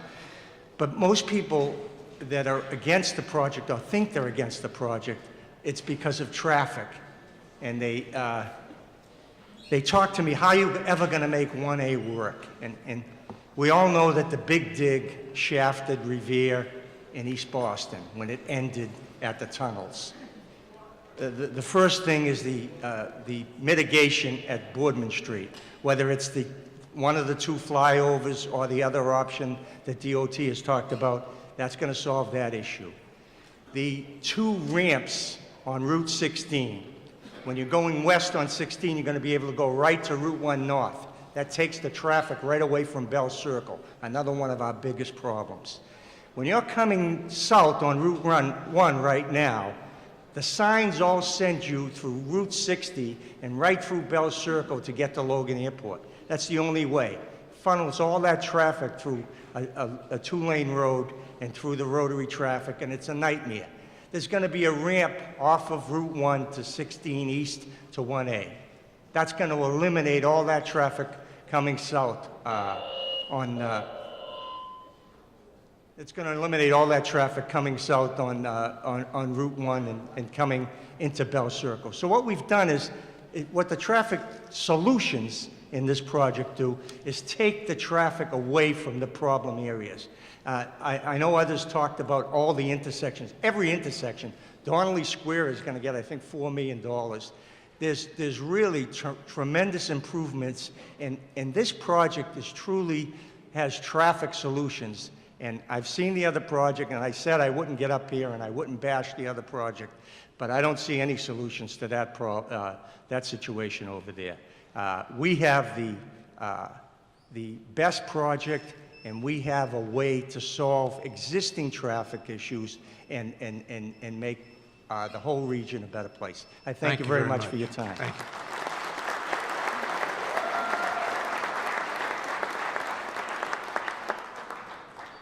All right, I'll call Representative Rosalie Vincent. Is she back yet? There she is.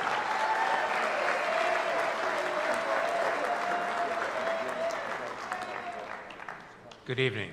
Good evening. Thank you for having me here. My name is Rosalie Vincent.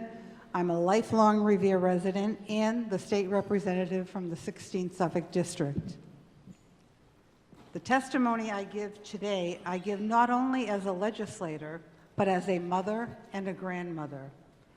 I want to talk to you about a specific provision of the Expanded Gaming Act that asks gaming license applicants to establish on-site daycare facilities for their employees. The daycare provision is very important to the aspect of the casino legislation. According to an article in Business Week, on-site childcare improves employee morale, reduces turnover and absenteeism. It increases productivity. In an age where oftentimes both parents are working or single parents struggle to find adequate care for their children while at work, it makes sense for an employer to offer on-site daycare. As a working mother myself, I know firsthand the difficulty of finding quality daycare, and I know the peace of mind that having quality daycare, keeping your children in a safe environment when I was at work is paramount. As a state representative, I know that this provision was very important to my predecessor, Representative Kathy Ann Reinstead. and to other women legislators when they were crafting the gaming bill. They wanted to ensure that the employees of these gaming facilities had access to quality daycare so their children would be in secure hands during their shifts. As Representative Reinstein's chief of staff at the time, I worked on this provision. Knowing how much this provision meant to the women legislators, I am extremely proud that Mohegan Sun has embraced this important concept and intends to implement it in its entirety, should they be fortunate enough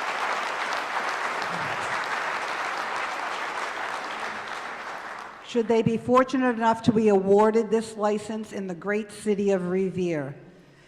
In closing, I hope that when it comes time to deliberate and compare applicants, you take the daycare provision and Mohegan Sun's commitment to seeing it through into serious consideration. It's an extremely important aspect of this gaming legislation, especially for our working parents and their families. So please take this into consideration when you deliberate. Thank you very much. Thank you.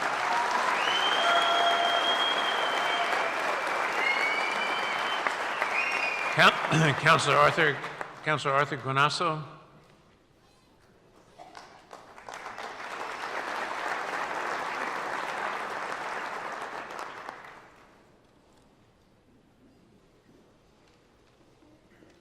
Good afternoon, ladies and gentlemen, members of the commission. Mr. Chairman, before I read my prepared text, I'd like to just offer out the comment that I come before you this evening with the capacity of serving the city of Revere. I'm in my 27th year as a city councilor.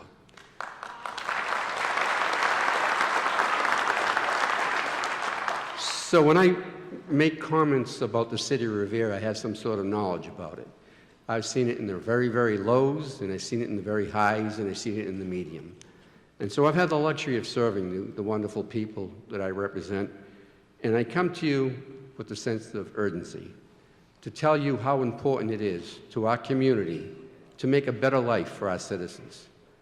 We now know that we have a very diversified city. We're proud of that fact. You've heard Superintendent Dakin make an eloquent speech about the award we're given to Revere. You heard our great mayor, good mayor, Dan Rizzo, give you some information. All I'm going to do is add a little bit to that. There isn't much new I can present to you that you already haven't heard. But this is just my brief statement, and I'd like to read that to you. It goes as follows. I urge the Massachusetts Gaming Commission to grant a Region A gaming license to Mohegan Sun, Massachusetts, in the city of Revere, to construct and operate a first-class resort casino within Revere, Massachusetts. The voters in the city of Revere have overwhelmingly approved the host community agreement between the city of Revere and Mohegan Sun, Massachusetts. Because of the tremendous benefits the residents and local businesses will receive. The positive impacts that the city of Revere will directly benefit from include employment tax relief, additional revenue, local spending, and much-needed road improvements. It is projected that the thousands of both permanent and constructive jobs will be generated through the construction of a resort-style casino with preference to Revere residents. Tax relief and stabilized water and sewer rates will become a reality because of guaranteed community impact payments. The youngsters of Revere will directly benefit from the renovations of Harry Delarusso Stadium and a new youth center. Public safety and schools will also receive millions of dollars in the first year alone from casino operations. Significant and road improvements to alleviate traffic congestion that would not otherwise ever be completed will come to fruition. It is without a doubt in my mind that a resort-style casino in Revere will be advantageous not only to Revere, but the regional economy overall. For these reasons, I unreservedly implore the Massachusetts Gaming Commission to award a Region A license to Mohegan Sun, located in the city of Revere. Thank you.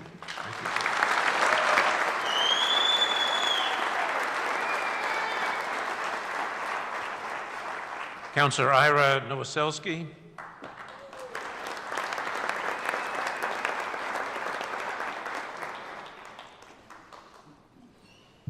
Good evening, members of the commission. Good evening. Welcome to Revere.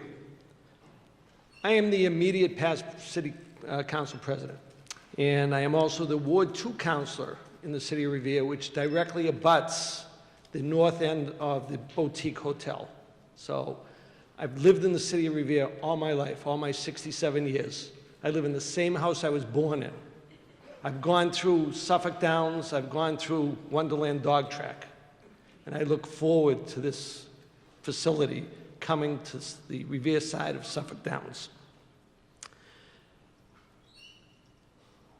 I've been involved with this project since my second time coming onto the council in 2002. I have 15 years on the council. And I tried to figure out the other night, between all our councilors that are on the council right now, we have approximately 125 years of service to the city of Revere. And we put our time into it. Do we get paid? Yes, we do get paid. But we do it because we love it. Here I am, 67 years old, living here constantly. Now, I've supported a gaming facility at Suffolk since 2002. I'm proud that Suffolk Downs has partners with Mohegan Sun.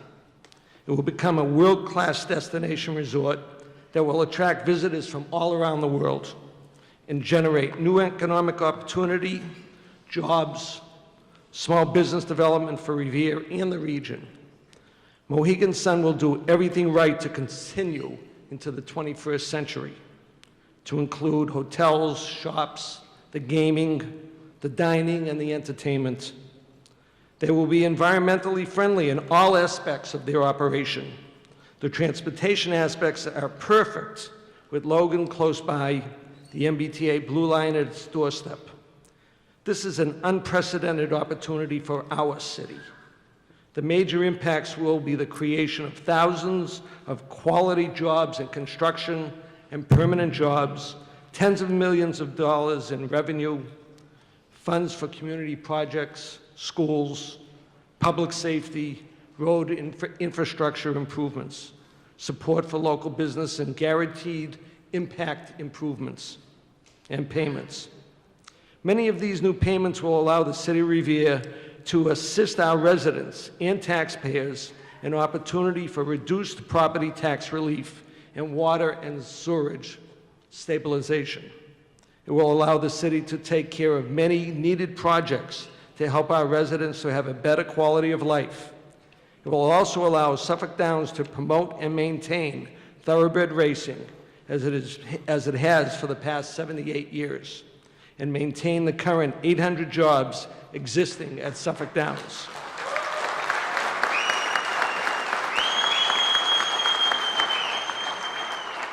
We don't want only to gain jobs, we also want to maintain jobs. Suffolk Downs has been a good neighbor for many years, and we expect Mohegan Sun to be a good neighbor for many years to come with your assistance. I consider Mohegan Sun, their proposal, far superior of any proposal you have before you.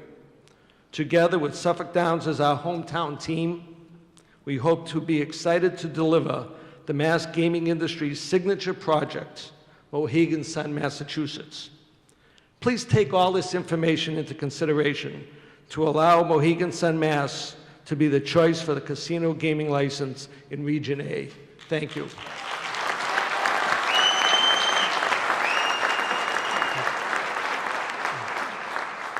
Commissioner, if I can ask your latitude, we have a councilor that came in late, would like to speak, Councilor Richard Penter. He is not on the list, but he would like to address you if you would permit. Well, I would be happy to add him to the list. I had Councilor Powers next. Okay, whatever you choose, sir. What, and it's Councilor? Richard Penter from Ward Richard 1. Penta, all right. Yes. We'll put him on the list.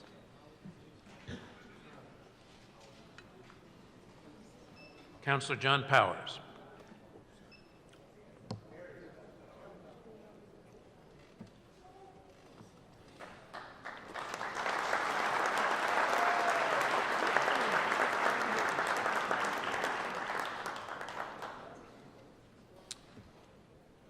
Good evening. Good evening, and members of the commission.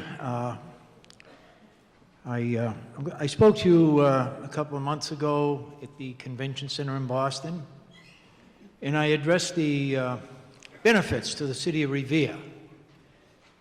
And tonight I'd like to address another part of this. And that part is logic. When the legislature approved gaming in Massachusetts, they talked about several benefits. And I did go into the legislative hearings and speak in favor of casino gambling. They talked about tourists, increasing the tourism in Massachusetts. They talked about jobs. They talked about revenue benefits to the Commonwealth. And that's very true. That's very true. Some of the previous speakers here today spoke about maintaining Suffolk Downs, the 800 jobs associated with Suffolk Downs, the other industries out there that are associated with Suffolk Downs. And that means an awful lot to this Commonwealth. Now, let's get back to logic. Revere, Everett. I think when most people come to a vacation destination, they want easy access. They don't want to sit in traffic for an hour and a half waiting to get to a casino in Everett. They want to get off their plane. They want to come by limousine maybe, or the Blue Line to the proposed casino in Revere. What does this mean to the city of Revere, in addition to the revenue? It means jobs. It means 3,000 construction jobs right away the minute the city of the Mohegan Sun is awarded a license. And every day I hear of my brothers and sisters, and I have 4 members in my own family that are union, 103, 22, 22, 218, and Local 7, and they're out of work from time to time. And this casino in Revere would mean that they would be working probably for the next 3 years full-time every day, and their brothers and sisters would also. So that's why one of the caveats that I speak of tonight. I think the other thing is, again, access. People being able to get to and from their vacation destination.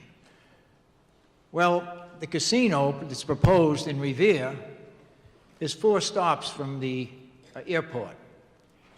It's 6 stops from the historic Boston waterfront.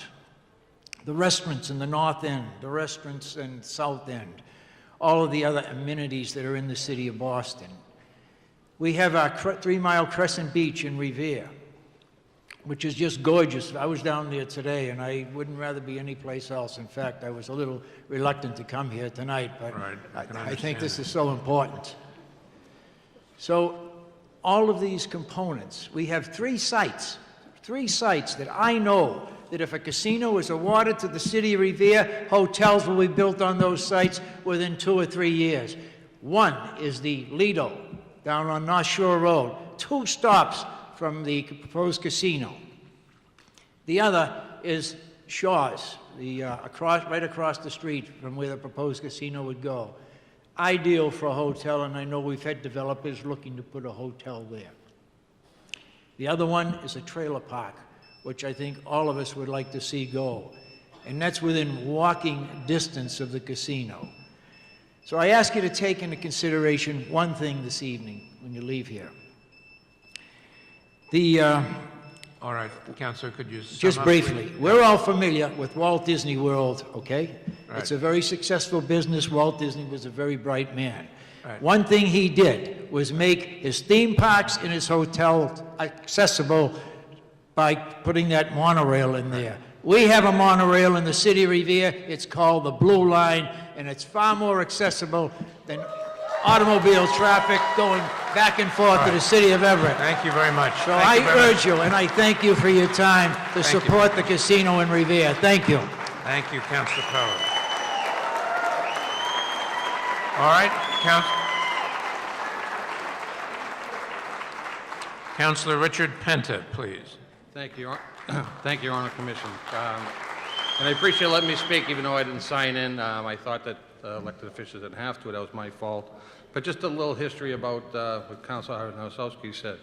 I first got into council in 1993. I was born in Revere, still live in Revere. I have 5 children, all live in Revere, own 5 different houses in Revere. I have 5 brother-in-laws that all own houses in Revere. My sister-in-law, my wife has a bigger family than I got, but my brother lives right down the street from me.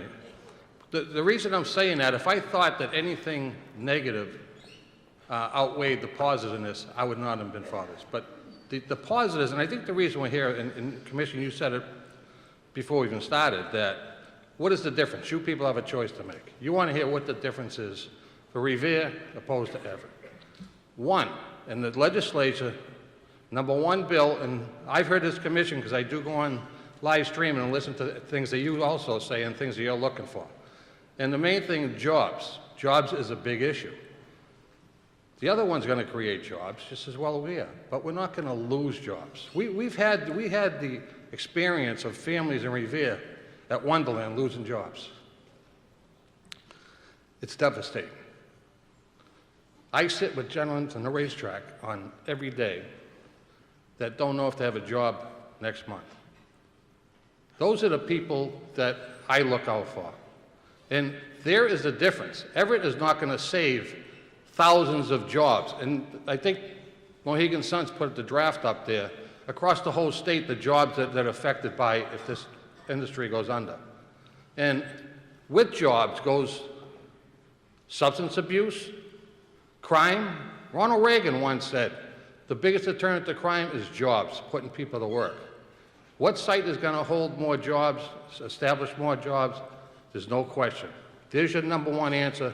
There's the clear choice for Mohegan Suns and Revere. The second, and this is out of the commissioner's words, we care about the surrounding communities and the host community, what their perception is. You, Commissioner McHugh, asked for a second vote in Revere. Wisely you did that. The people in Revere got inundated with outside forces from every which way you could turn.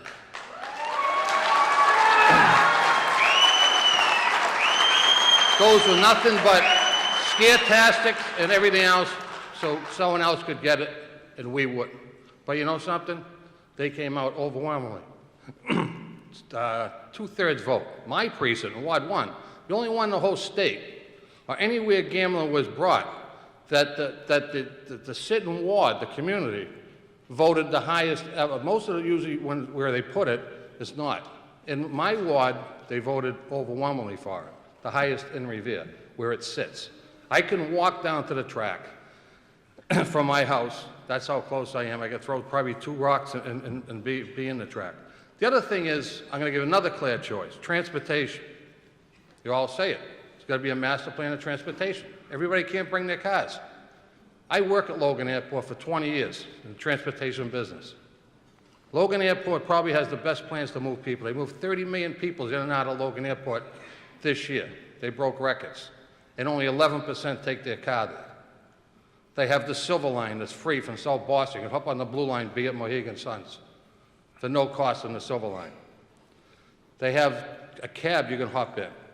You're there in 4 to 5 minutes. If you wanted to take the train from the airport, it's 3 stops. You're there within 3.5 minutes. You could take Mohegan Suns, leave there, leave the front door, hop on the train and go to Revere Beach, the first national beach in the country. It has overwhelmingly choices that are so clear from Everett. You talk about traffic. You want to be sitting in a traffic jam, go to Everett. Okay. Because every car that has to go past Suffolk Downs has to get to Everett, and they have to go by Suffolk Downs. Thank you very much. I appreciate that. One other thing I would like Thank you very much. Well, just keep this in mind. you. One point and I'm Thank done. 10 seconds. Mohegan Suns is shovel ready. We don't know if Everett's going to take 10 to 15 years to put up the build. Thank And you it's very jobs much. now, not jobs later. Thank you, Thank you. Councilor. Thank you.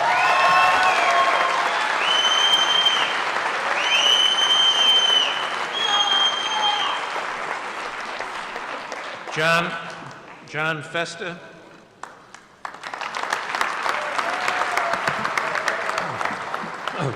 Thank you, Commissioner McHugh and members of the Gaming Commission. My name is John Fester, and I'm Director of Economic Development in the City of Revere. And I'm here today to testify on how important this project at Suffolk Downs with Mohegan Sun is to the City of Revere from an economic development perspective. Mr. Chairman and members of the Commission, I was born and raised in the City of Revere.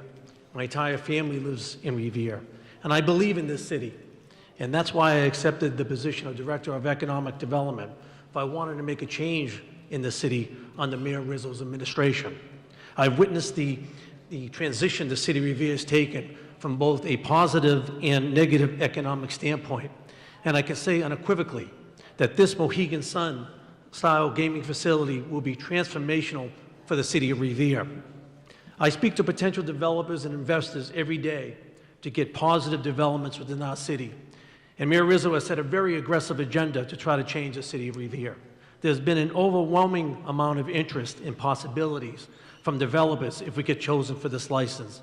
And I can say without question, not only for this site, but for the entire Revere Beach area, the first public beach in the United States, and for the new revitalization of Revere Beach, and for the entire city as a whole. For many of the parcels of land and buildings remain vacant around the Suffolk Downs area, but now these properties become developable.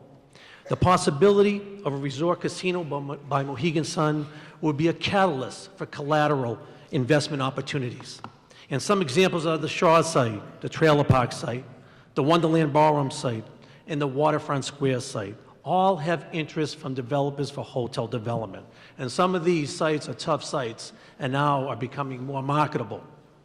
For the number of calls that I receive range from 10 to 20 calls per week from developers interested in hotel development, commercial development, and residential development because of the possibility of the resort-style gaming facility. Revere will become again, as it was in the 20s, a resort destination that will benefit the city with much-needed economic development all across the city, but more importantly, it would help the hard-working people in the City of Revere. Mr. Chairman, members of the Commission, this project is a regional development and will help the people in all the surrounding communities. For as you look at the Mohegan Sun project, it clearly is the best site from Region A from a traffic, infrastructure, and host community perspective. But as I stated, this is not about Revere. Our economic development team had a very successful economic development summit, and we invited developers from all across Region A in the state, dealing with many organizations like the North Shore Alliance, Metropolitan Area Planning Council, and now currently with John Barros, Director of Economic Development in Boston. For we know that this project will affect the entire region. For our support from our surrounding communities has been overwhelming, 11 as of today. So I stand before you and I respectfully ask your honorable board to look at the Mohegan Sun Suffolk Downs site and compare all the criteria, because there is a clear choice from jobs, development, accessibility, and more importantly, the hardworking people at Suffolk Downs, the hardworking people at Suffolk Downs and the people of the City of Revere to choose the best site in Region A, the Mohegan Sun Revere project. Thank you for listening to me.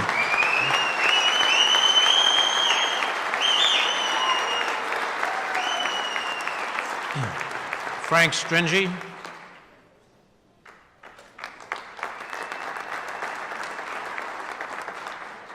Good evening. My name is Frank Stringy, and I am the city planner for the City of Revere. I have worked in that capacity for 35 years. So I have many years of experience working on transportation solutions in the City of Revere and within the region that have involved Mass DOT's Central Transportation Planning staff and the MBTA.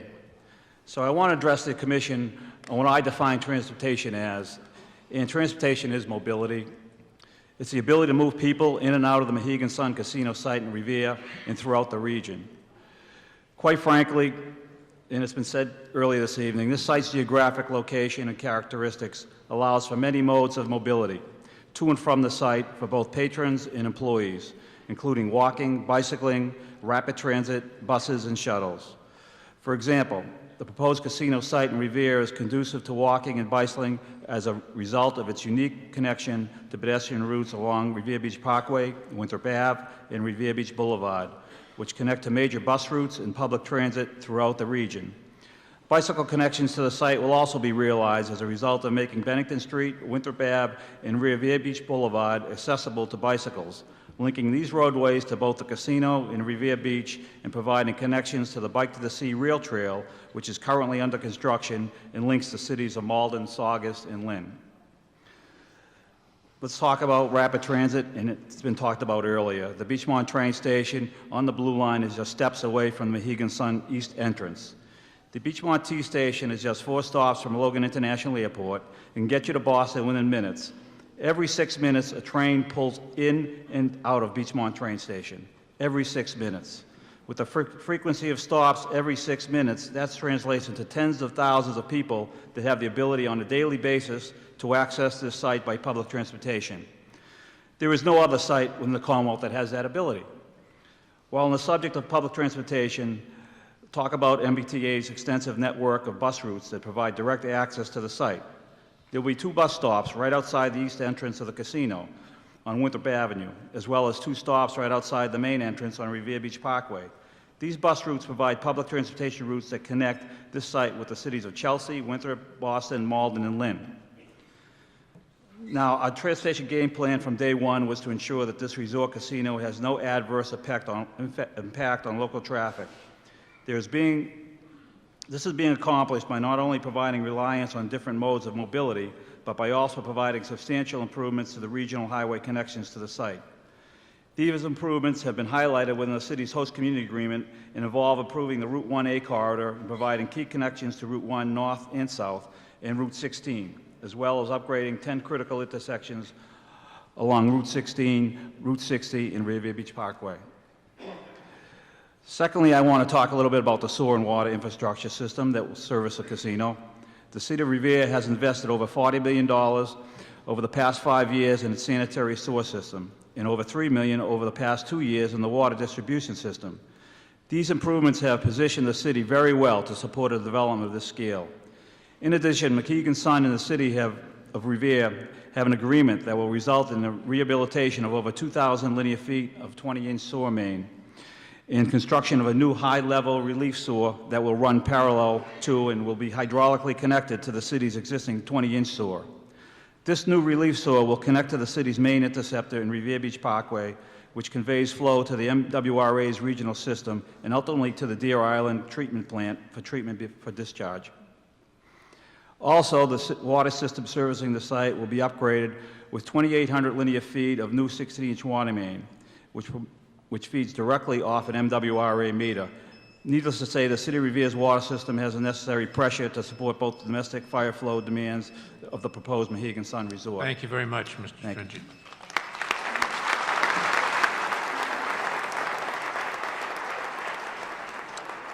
Chief Gene Doherty. Chief Doherty here? Here he comes.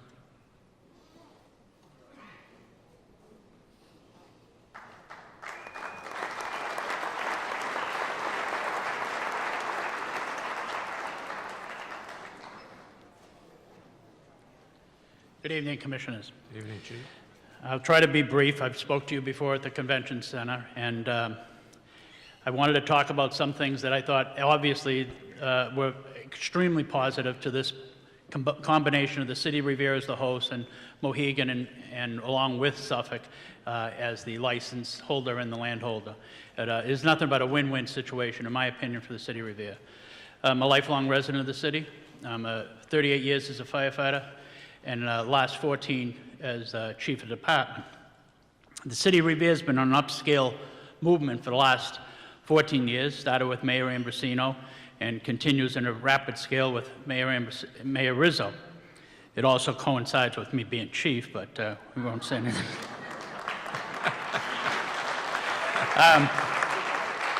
But the city has invested in its infrastructure, water and sewer, public safety. We've built 2 fire stations, new police headquarters. So the commitment to the city before this had come on was there, so that we're going to continue with the mitigation agreement that the fire department, at least on our end, the commitment that the city has made to us, we'll be able to hire additional personnel, have additional equipment, so that any impact that the the casino might have for services from the fire department, we'll be able to have plenty of personnel and plenty of equipment to serve the rest of the city in spite of the casino. So again, another win-win situation. We have the master traffic plan. I won't go into it. You have it before you, but it is nothing but good for the city. Everything that they have put forth is going to enhance the traffic flow for the city, and even right down to the Opticom emitters that will be in all the public safety vehicles and all the intersections that will afford us the ability to go in a rapid response to any roadway that may be blocked and continue our access to an emergency.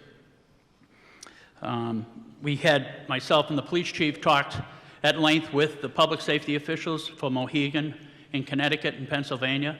We got their data, we looked at it, and we actually, the best part was speaking to the public safety officials, particularly down in Mohegan and Connecticut, was that when we asked them what they did when they needed to upgrade or they needed specifically to enhance more public safety within the facility, they said without a doubt there was never a point where they were turned down if they were asked for additional employees or they needed services that would enhance the public safety. The tribal council never turned them down, and to me that shows Mohegan's commitment to public safety and to what is needed, and not looking at the bottom line or what it's going to cost, but there was more adjusted to what the public needs. As you're aware, we had a fire down in Suffolk at the end of April, and it could have been a devastating event. We were able to contain the fire to the dining area and the rec hall. We saved all those historic barns. And I say it is in jest, but it was a critical thing at that time. The firefighters, we knew that we had to stop that fire at that kitchen because it wasn't that there was life hazard, and sometimes you have to weigh that as what is the life hazard involved for fighting aggressive fire, but it was the lifestyle, and we had to stop the fire so we could make sure that the people that worked there were able to continue, from the horse owners to the grooms to the jockeys to the agents. So I hope you really consider Mohegan and the City of Revere for this license. Thank you. Thank you very much, Chief.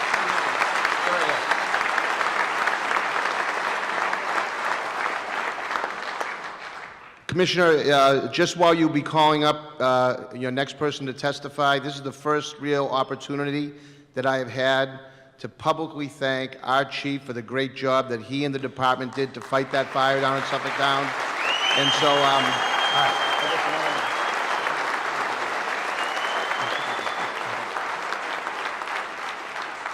All right, Chief Joseph Caffarelli. Chief Caffarelli?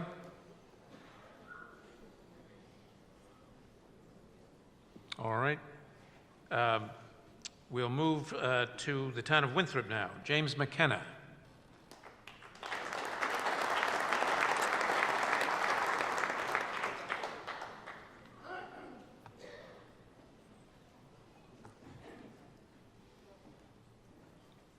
Good afternoon, Commissioner McHugh and other commissioners. My name is James McKenna, Town Manager of the Town of Winthrop. Thank you for this opportunity. Back in March, or April, I would correct it now, of this year, Town of Winthrop had the opportunity to address the Commission regarding the proposed casino in Revere. Town officials came before the Commission in opposition to this project because we had not reached an agreement with the applicant on a surrounding community agreement. Moreover, at that point in our discussion, we were far apart, in fact. But I'm pleased to report today that Winthrop and Mohegan Sun have reached an agreement. But let me be clear. Many residents in Winthrop remain very concerned about this project. For over several years, residents have voiced concerns about traffic, housing, local business impacts, public safety concerns, and the general societal concerns of gaming. While we believe these concerns are valid in the end, however, we believe that it's better to work with the applicant as a team to address these concerns should a gaming license be awarded. In short, we have reached a surrounding community agreement that we believe, when combined with the proposed steps intended by the applicant to mitigate traffic congestion and other related regional concerns, our agreement will go a long way to mitigate Winthrop's specific concerns raised in our discussions with Mohegan Sun. Having reached this agreement, the town of Winthrop today supports the Mohegan Sun Revere project, and we ask that, should the commission be inclined to award a license in the region, that this application be considered favorably by the commission. We offer this support in large part because we believe that when looked at under the most favorable light, the Mohegan Revere project does more to advance the region economically.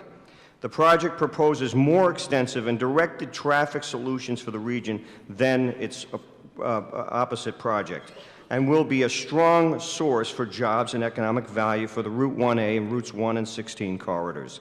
Admittedly, while we all love thoroughbred racing and the history of Suffolk Downs, it is clear from most development standpoints that this land area and some adjacent parcels are largely underperforming economically.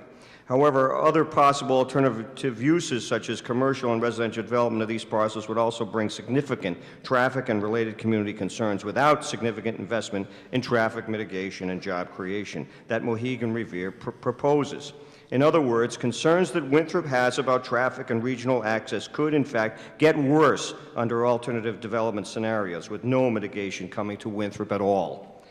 Secondly, we believe that Winthrop would not see any of its own concerns adequately addressed under the Everett project. So we believe that the proposal has far less regional benefits as it is proposed for an area that is more limited in potential reach economically.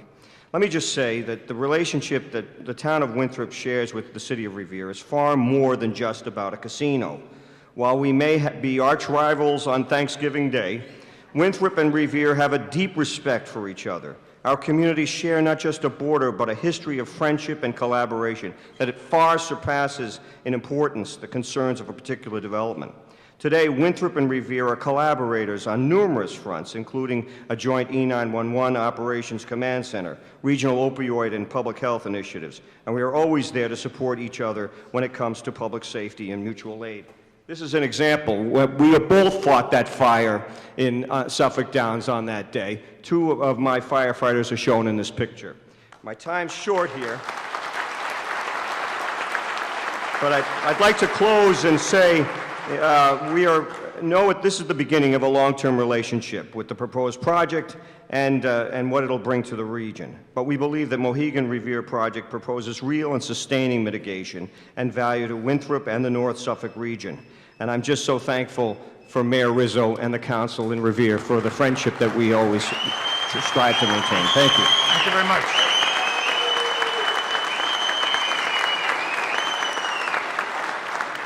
All right, Chief Terrence Delahanty. Chief Delahanty here.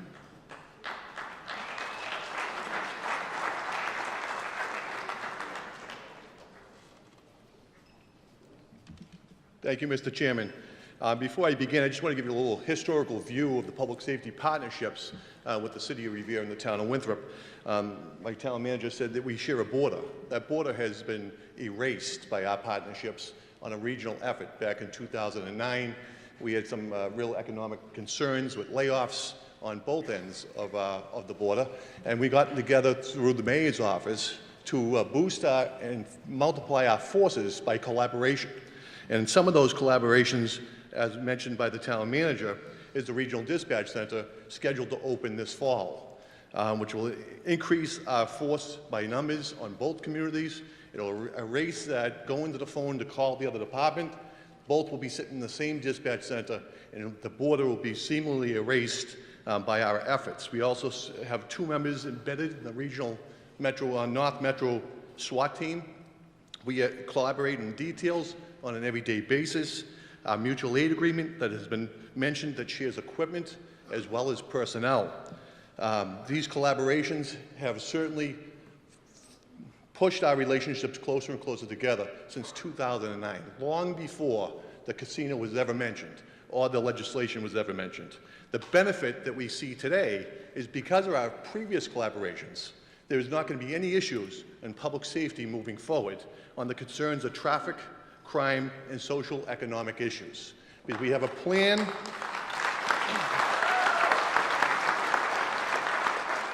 is we have already developed a deployment plan and strategies to address those issues, and we'd like to thank Mohegan Sun for their effort and contribution to addressing those issues, because those traffic, crime, and social economic issues that we were worried about in 2009, certainly we were worried about when the casino was coming to Suffolk Downs. And those have all been erased through the mitigation package. They've addressed it, and we feel strong enough to say what we need from Revere, we will get. And what Revere needs, Revere will get from Winthrop.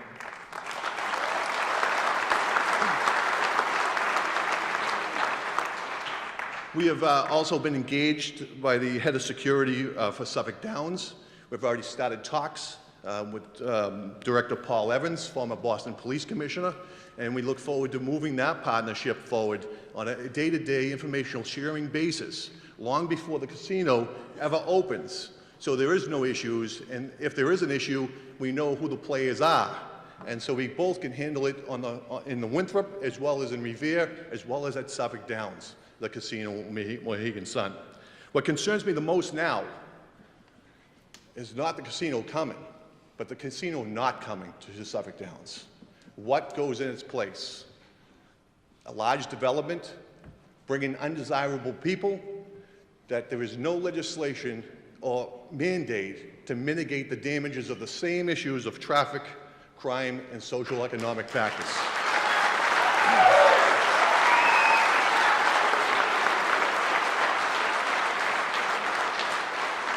We are much better off in Winthrop having a willing partner sitting at the table negotiating and mitigating the concerns that we just mentioned.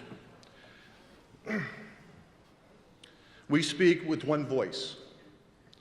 When Mayor Rizzo started off the night, he said this is the right project in the right place at the right time. I think Winthrop public safety officials and the town government share those sentiments and share those words, and we speak with one voice tonight. Thank you.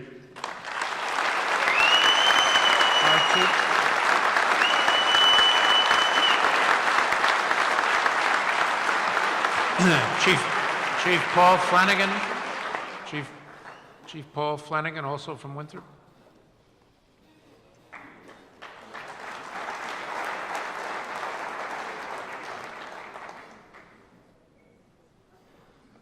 Mr. Chairman, I come before you tonight as the fire chief of the smallest town of any impacted community.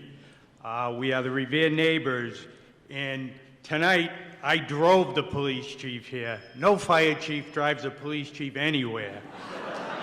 So tonight I have to tell you, in our discipline, the fire chief and police chief get along very well. A project of this size merges other departments, but as the police chief so elegantly said, we are very close to the public safety officials in Revere. Under Mayor Ambrosino, we started the talks, which is unheard of a regional dispatch. It has been seamless. We're in that beautiful police facility that they built on the Parkway, and we're very near opening that facility. My biggest concerns, my family has been, as of this May, put 150 years of service in the Winthrop Fire Department, so public safety is a passion in the town of Winthrop for my family. Working with Chief Doherty and listening to him talk 3 or 4 times a week at meetings is difficult, but I talk to him 3 or 4 times a week prior to the casino ever coming. So if there's anything that this commission can leave with tonight, is that besides Coastline, Revere football, Winthrop and Revere share enhanced public safety due to this new casino being put in our doorstep. We look forward to it. I'm proud to be part of it, and I hope that Revere is going to be the host community to this future facility. Thank you.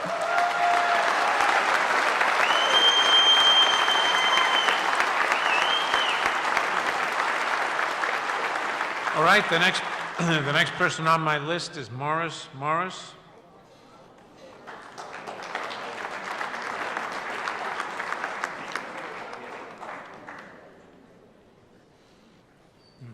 Thank you, Gaming Commission.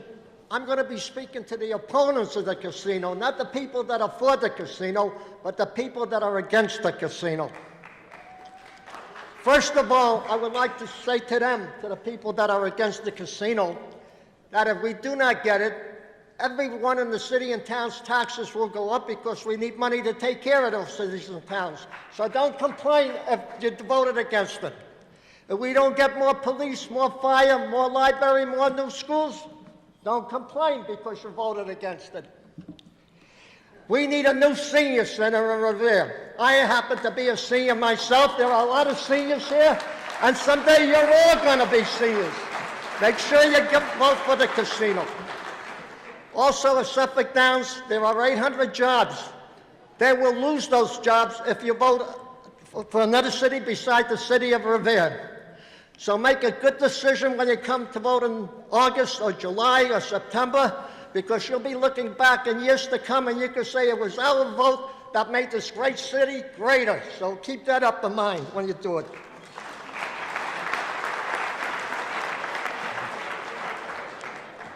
Also, I would like to thank the people that work in Revere, because we have a lot of veterans that work at Suffolk Downs, and they come first. So Mohegan Sun, they do not give us lip service, they give us community service, and that's the people that you should be voting for.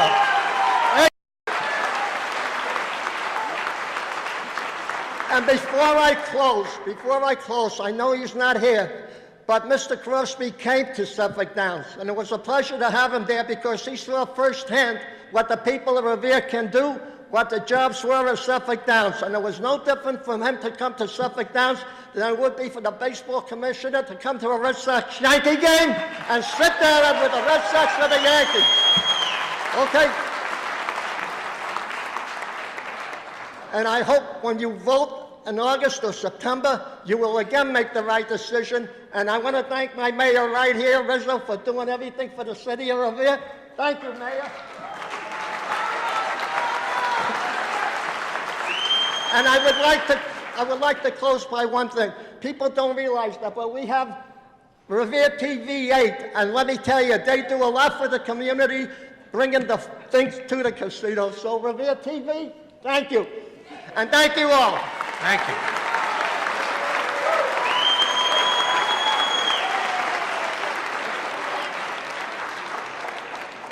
Thank you, Mr. Morris. Thank you. The next speaker is Leslie Gould.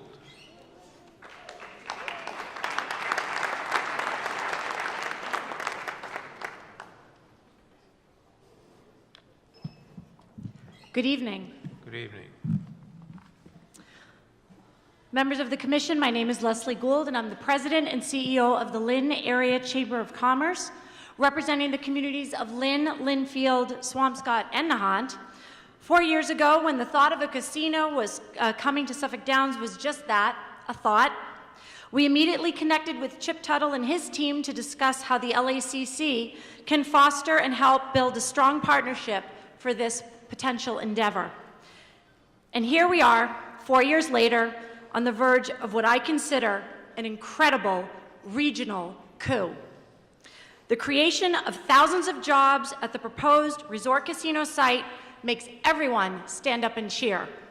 But the creation of new jobs and business opportunities will not end at the Suffolk Downs entrance, but in fact, domino along all of Route 1A and throughout surrounding communities, potentially for years to come. With Revere set to receive $25 to $35 million in annual revenue, that can only mean, as many people have said this evening, more economic development for their community. Good for them. Creating more jobs and more opportunities for all. Travel right up Route 1A North to Lynn, and ripe for development is 300 acres of waterfront property and a successful commuter ferry that plans to offer day trips to the Boston Harbor Islands. Now, imagine the potential development opportunities and experience that await us all for both these waterfront properties because of what Mohegan Sun might bring to Revere community. With one investment comes another. The Blue Ox restaurant in Lynn is what Mohegan Sun Resort Casino is to our region. One small independent and unknown restaurant has helped make Lynn's downtown a destination again, and more restaurants have and are slated to open. Imagine what one little resort casino could do for the region. So with one success, thank you. So with one success comes another. Vacant lots and old industrial buildings on the Lynnway and around the city could be transformed and expand the tax base and job market. And while these visions of economic vitality won't come to fruition overnight, do nothing, and the obvious will happen. In addition, Lynn is very proud of the Lynn Auditorium concert venue that has hosted incredible shows for the past 5 years, and not surprising that with every show, our restaurants see a significant increase in business. On March 25, 2014, the Lynn Journal reported that Mohegan Sun CEO Mitchell Estes had announced that it will partner with the Lynn Auditorium and other municipal-owned venues throughout Massachusetts to, quote, generate new economic development, enhance tourism, and cross-promote marketing and other attractions so that the entire region can benefit from this world-class destination. Mohegan Sun officials could have created their own satellite destination state, but they understood the value of regional partnerships. They have been reaching out, while the competition has not. Lastly, local educational institutions like North Shore Community College, Salem State University, and Marion Court College will directly benefit with enhanced student programming. Mohegan Sun has discussed creating an on-site teaching tool in a variety of professions for our future workforce. In closing, Mohegan Sun, Massachusetts will be the first economic development initiative to truly bridge Boston with the North Shore. Mohegan Sun's officials clearly understand that our chamber members will be directly impacted by this pivotal decision, which is yours. Mohegan Sun understands that chambers are the hub and voice for business, and Mohegan Sun has proven that they want to work with, not against Main Street, and that can only be positive and productive. I thank you so much. Thank you.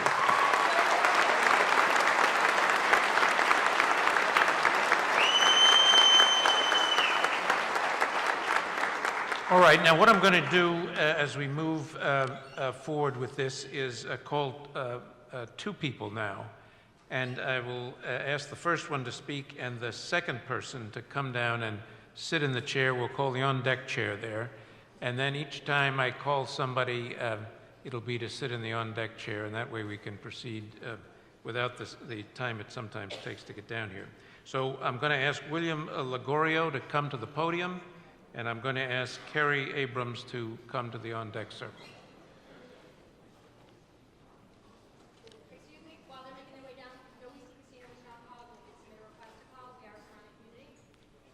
We'll get to you when we get to the, you're here, Matt Cameron is here, some others are here. We'll get to that. You're on the list. You're on the list. Thank you.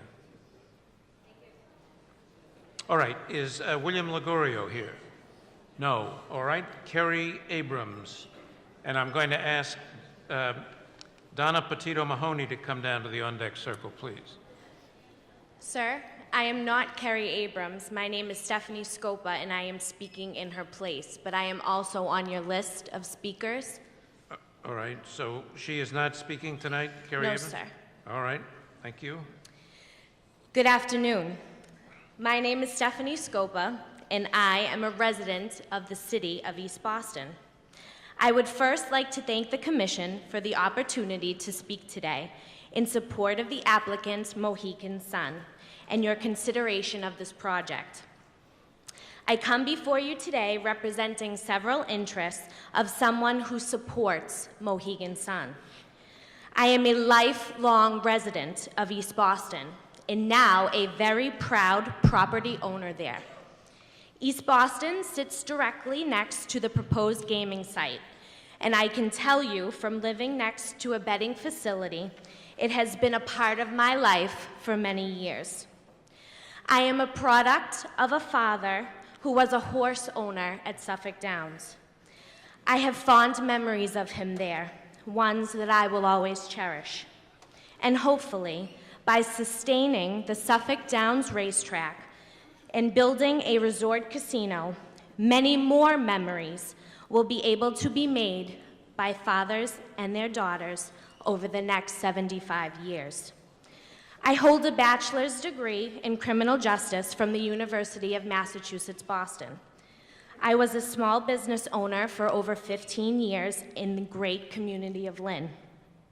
And now I am the proud administrative director for the Revere Chamber of Commerce, working directly with small businesses in order to fulfill all of their networking needs.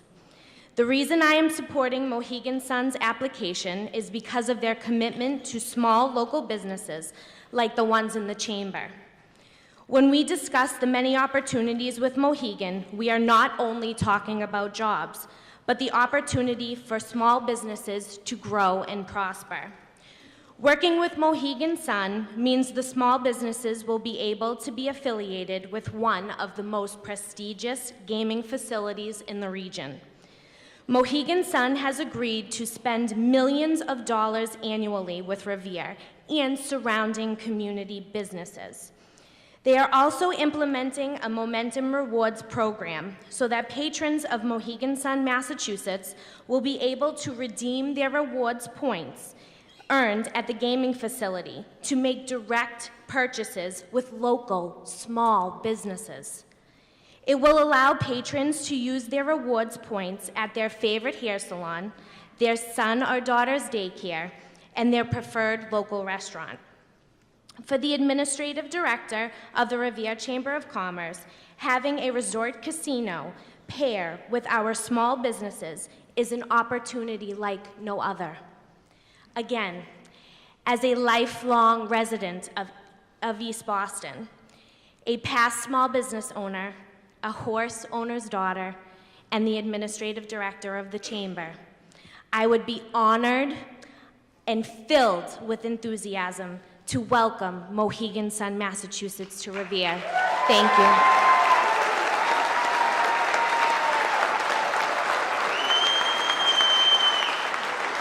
All right, Donna Petita Mahoney to the podium, please, and John Laughlin is the next speaker. To the on-deck circle, please. John Laughlin. Ms. Petita Mahoney. With special thanks to the Commission, it is my pleasure to give you my testimony. I am Donna Petito Mahoney, 47-year-old lifetime resident of Revere.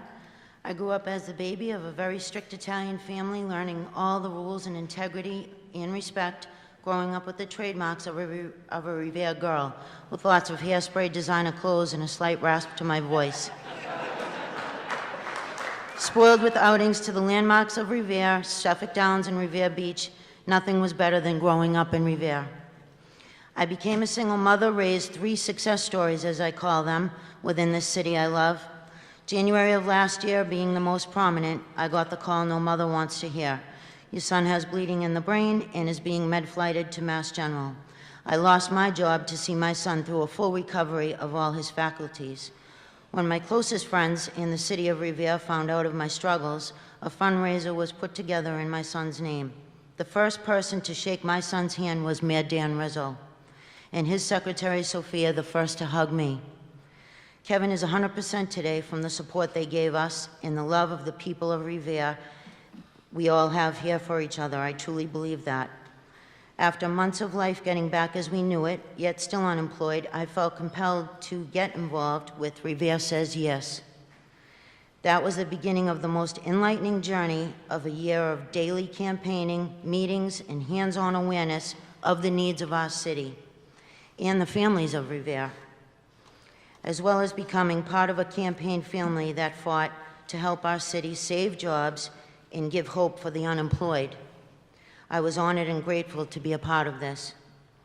Ladies and gentlemen of the Commission, my eyes opened to a new reality by working side by side with my mayor and his team, Mohegan Sun, their tribe family and organization, as well as Suffolk Downs family. I learned firsthand that Revere needs this project to employ many hardworking mothers like myself.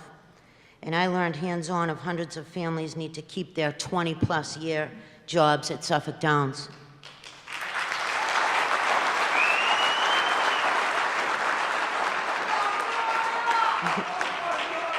This project will provide endless opportunity for the people, the betterment of our surroundings, for our children and our grandchildren. I live in Revere, the destination, the place you want to be, and I eagerly welcome Mohegan Sun. Thank you.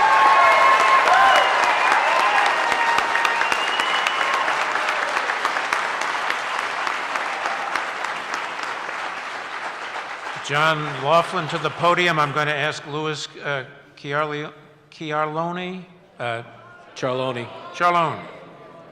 to come to the on-deck circle, please. Mr. Laughlin.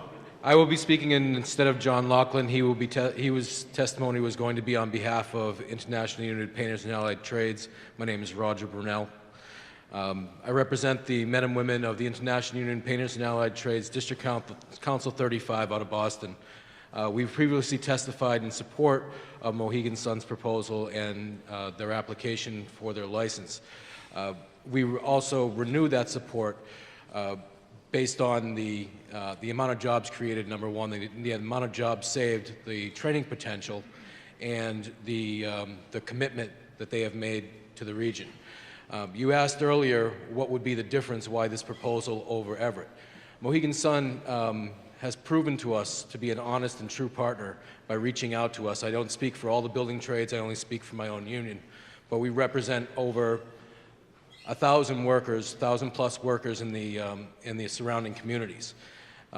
And by them reaching out to us first and having the negotiations with us to help them build this project proved to us that they were an honorable partner to come on board with.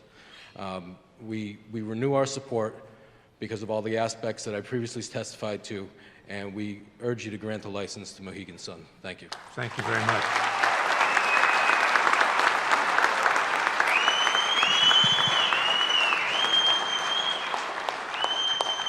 Mr. Chialone, I would ask Christopher Welling to come to the next speaker's chair. Good evening, Commissioner McHugh, Commissioner Cameron, Commissioner Stebbins, and Commissioner Zuniga. My name is Louis Chialone, and I reside at 410 Park Avenue in Revere. Thank you for allowing me to once again address this commission. I was employed as a mutual clerk at Suffolk Downs for 22 years, and I currently serve as a business agent for IBW Local 103, and we represent the vast majority of the unionized workforce at Suffolk Downs. The workers of Suffolk Downs proudly stand with Mohegan Sun in their attempt to win approval for their application for a casino in the city of Revere. Should you approve the Mohegan Sun license, Suffolk Downs' commitment to racing for a minimum of 15 more years will ensure our jobs into the foreseeable future. These are good jobs. These are generational jobs. These jobs provide family-sustaining wages and benefits, and they have provided them for decades. The workers at Suffolk Downs want you to consider the many real-life stories we have expressed to you in oral testimony and in written accounts. We plead with you to take our jobs into account before you make your final decision. But even beyond that, the employees at Suffolk Downs have come to know and understand the Mohegan Sun proposal for this area's casino. Mohegan Sun is committed to a labor harmony agreement that includes us. They have embraced the parts of the legislation that mandates on-site childcare for its employees and a commitment to good jobs with good benefits. Again, these are more reasons that the workers at Suffolk Downs are proud to stand with Mohegan Sun during this application process. I also serve on Revere's Planning Board. As a third-generation Revere resident and a member of that board, I understand how Mohegan Sun's proposal will contribute to our economic revitalization and the many more good jobs that economic growth will create. In addition, I serve on the Board of Directors for Community Action Programs Intercity, and Mohegan Sun's embrace of these vital regional programs that train individuals for employment, provide preschool and other services for the working poor, demonstrate Mohegan Sun's commitment and understanding of how to integrate themselves into Revere and our surrounding communities. saving good existing jobs, creating thousands more, revitalizing our regional economy, and becoming a partner in helping everyone in the community are the reasons that IBEW Local 103 and the workers of Suffolk Downs are proud to stand in support of a Mohegan Sun Casino in my hometown, the city of Revere. Thank you.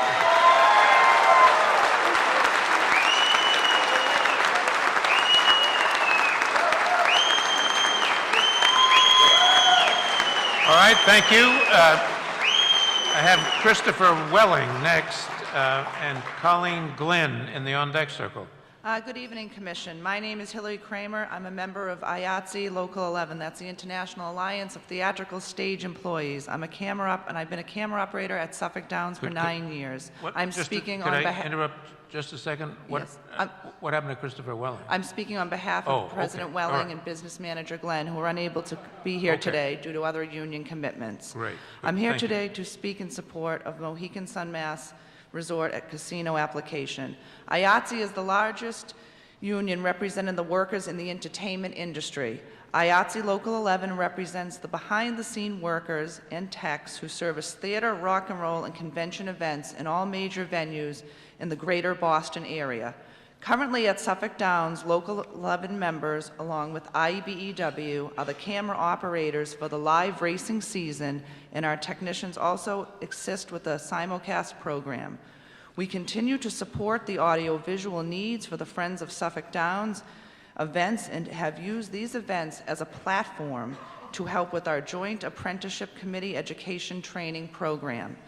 In 2013, Local 11's hiring hall referred 699 workers who combined earnings totaled over $11.6 million. IATSE Local 11 shares a commitment to improve the lives of working families. Along with Mohegan Suns, we ensure good jobs with good salaries, benefits, and opportunities for significant career development. Our joint commitment is solidified by the labor harmony agreement Mohegan Sun has entered into, of which IATSE Local 11 expects over 100 full-time and part-time jobs with an annual gross projected wage earnings in excess of $2 million a year. On a personal note, my good-paying union job as a camera operator at Suffolk Downs has afforded me a profession I'm very proud of. I enjoy going to my job at Suffolk Downs and have always felt a part of the Suffolk Downs family. Preserving thoroughbred racing at Suffolk Downs not only saves my job, but the jobs of all the 800 members of my Suffolk Downs family. Mohegan Sun is the best choice for a Region A casino, and IATSE Local 11 urges your support for this application. Thank you for your time and consideration. Thank you.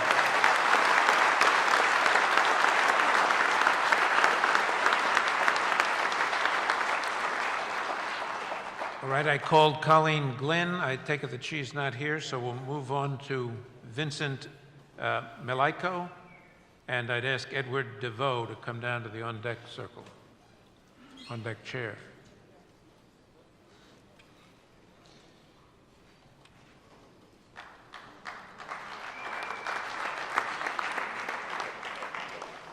Hello, my name is Vincent Melaiko. I've lived and worked in Revere for 40 years. Working with Revere families as a social worker, school psychologist, and a director. Revere has had a long history as a host for gambling venues with Wonderland and Suffolk Downs. On one hand, when you look at these two proposals, we have Mohegan Sun, a New England company with a very good site. On the other side, we have the Wynn proposal, a strictly Las Vegas proposal in an inaccessible location on a polluted site. Now, I have a different look of this as this is a great tourist location. You know, beyond the gambling. First of all, its location is just a short distance from the end of Route 90, which is the way that people from the south and the west would arrive. Route 1 North is just a short distance away. So this would reduce the amount or impact of the of vehicles coming into the city. Logan is just a short distance away. And the tunnels in Boston are very close. It would be so easy to run shuttles from Logan and the Boston hotels to and from the location. Boston, as we know, is the most European of American cities. Its beautiful brownstones remind many of Milan or London or Paris. Boston is a great restaurant city, and it has so many cultural and historical things that most gambling locations cannot offer. Cambridge also adds even more. Then we have to look at Logan, not just beyond Logan, where we are, as the gateway to the North Shore. Now, the North Shore offers so much. We have Salem, famous for, the witch trials and all. It was a clipper port, the China trade, and the Peabody Museum. Then you have Marblehead, which is yachting and an old seaport, with Fort Sewell, where the Constitution was protected from the British squadron during the War of 1812. Then also, there's Rockport, an artist colony. And then there's, of course, Gloucester, which is a working seaport and a rich tourist spot. I mean, in all, this is such a great location because it enhances Boston as a tourist venue for conventions, such as the Democratic conventions, and just tourism in general. It's something that other spots, locations just cannot offer. So I strongly would recommend that you consider the Revere site. I think it is truly the best site possible. Thank you for your time. All right, Edward DeVoe, and I'd ask Kathleen Orlando to come down and sit in the ready chair. Good evening. Thank you all very much for allowing me to speak this night. My name is Edward DeVoe.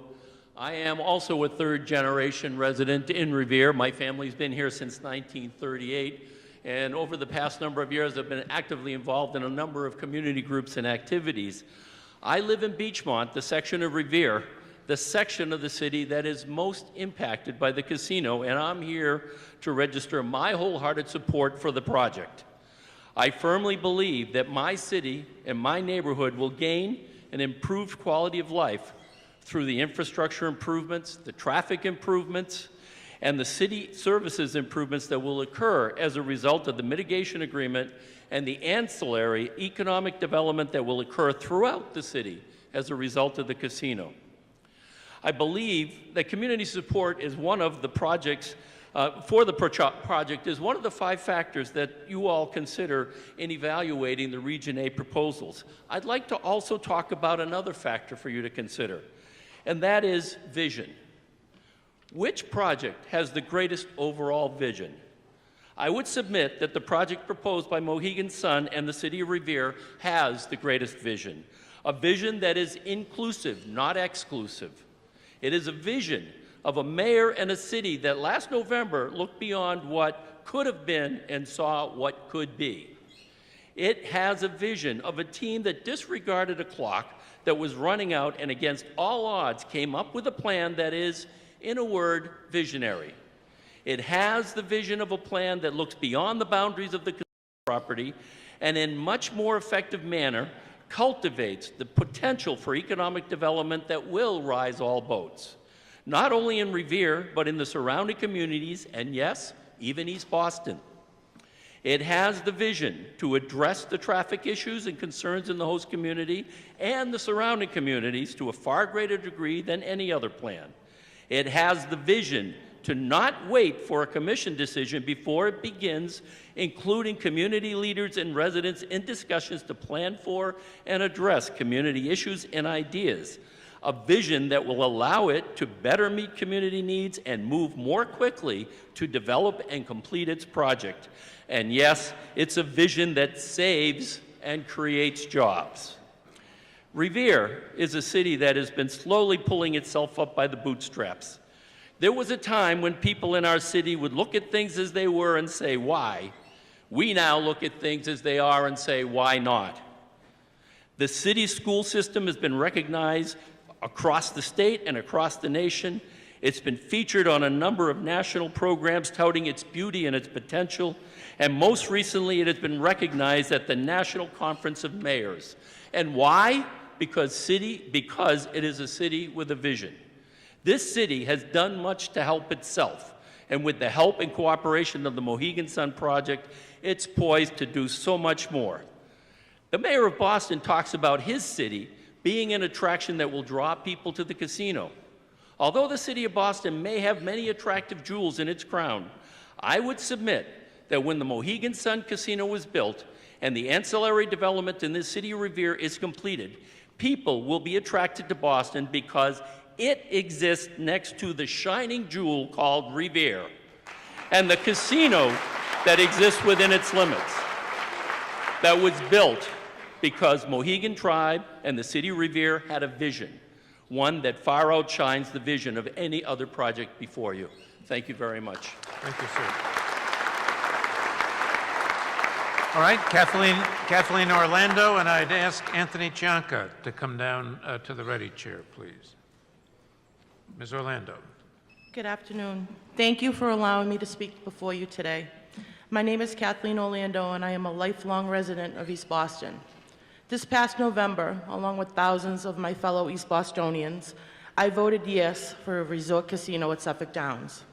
I stand before you today in full support of Mohegan Sun's plan to build a resort casino in Revere, Massachusetts. A plan that will allow Suffolk Downs to remain open and save hundreds of jobs while creating thousands more. Suffolk Downs has struggled to keep their doors open and keep the hundreds of employees from landscapers to horse trainers working. Suffolk Downs has opened its doors to outside venues like Cirque du Soleil, the Hot Dog Safari, and the Wounded Veterans Run, all which draw thousands of spectators with little or no negative impact to the community. Suffolk Downs is the perfect location for such events because of its accessibility from all major roads, including 1A, 93, the Mass Pike, Logan International Airport, and let's not forget 2 stops on the MBTA line. Easy access makes this the perfect location for Mohegan Sun's spectacular resort. I grew up a few blocks from Suffolk Downs, and not only is it always been a good friend and neighbor to East Boston, but it's a landmark that is a part of East Boston and Revere's history, which dates back almost 80 years. Their commitment to their employees and the community has never wavered. I spent the last year talking to Suffolk Downs employees to get their perspective on things. And although each have their own story, the bottom line has always remained the same.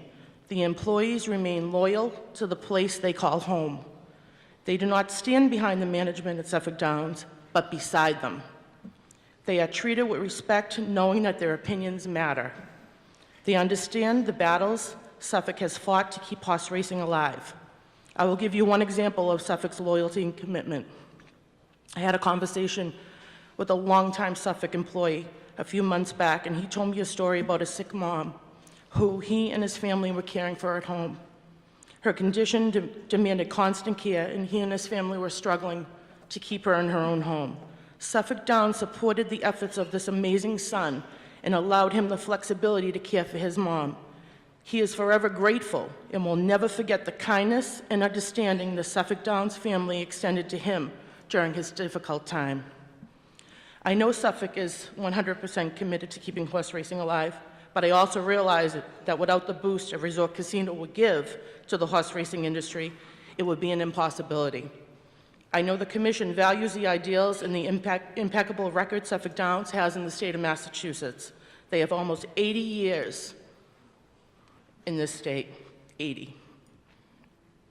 Let's pave the way for decades more of horse racing at Suffolk Downs and grant Mohegan Sun with the Region A license in Revere. The benefits to this community far exceed any negative impact, and Mohegan has proved they are committed to being a good neighbor. The surrounding agreements they have entered in prove that. The Friends of Mohegan program has hundreds of businesses on board, which would generate revenue and stimulate the local economy, which has struggled over the last several years. Suffolk Downs has proved that actions speak louder than words. Take a look around you, see the support from the employees. That speaks volumes. Not often do you see a relationship between employer and employees like this. It's overwhelming, and they are united. They stand together to keep horse racing alive in Massachusetts and continue the tradition of excellence at Suffolk Downs. Mohegan Sun and Suffolk Downs together will make the Gaming Commission proud and be a model for others to follow. Thank you. Thank you.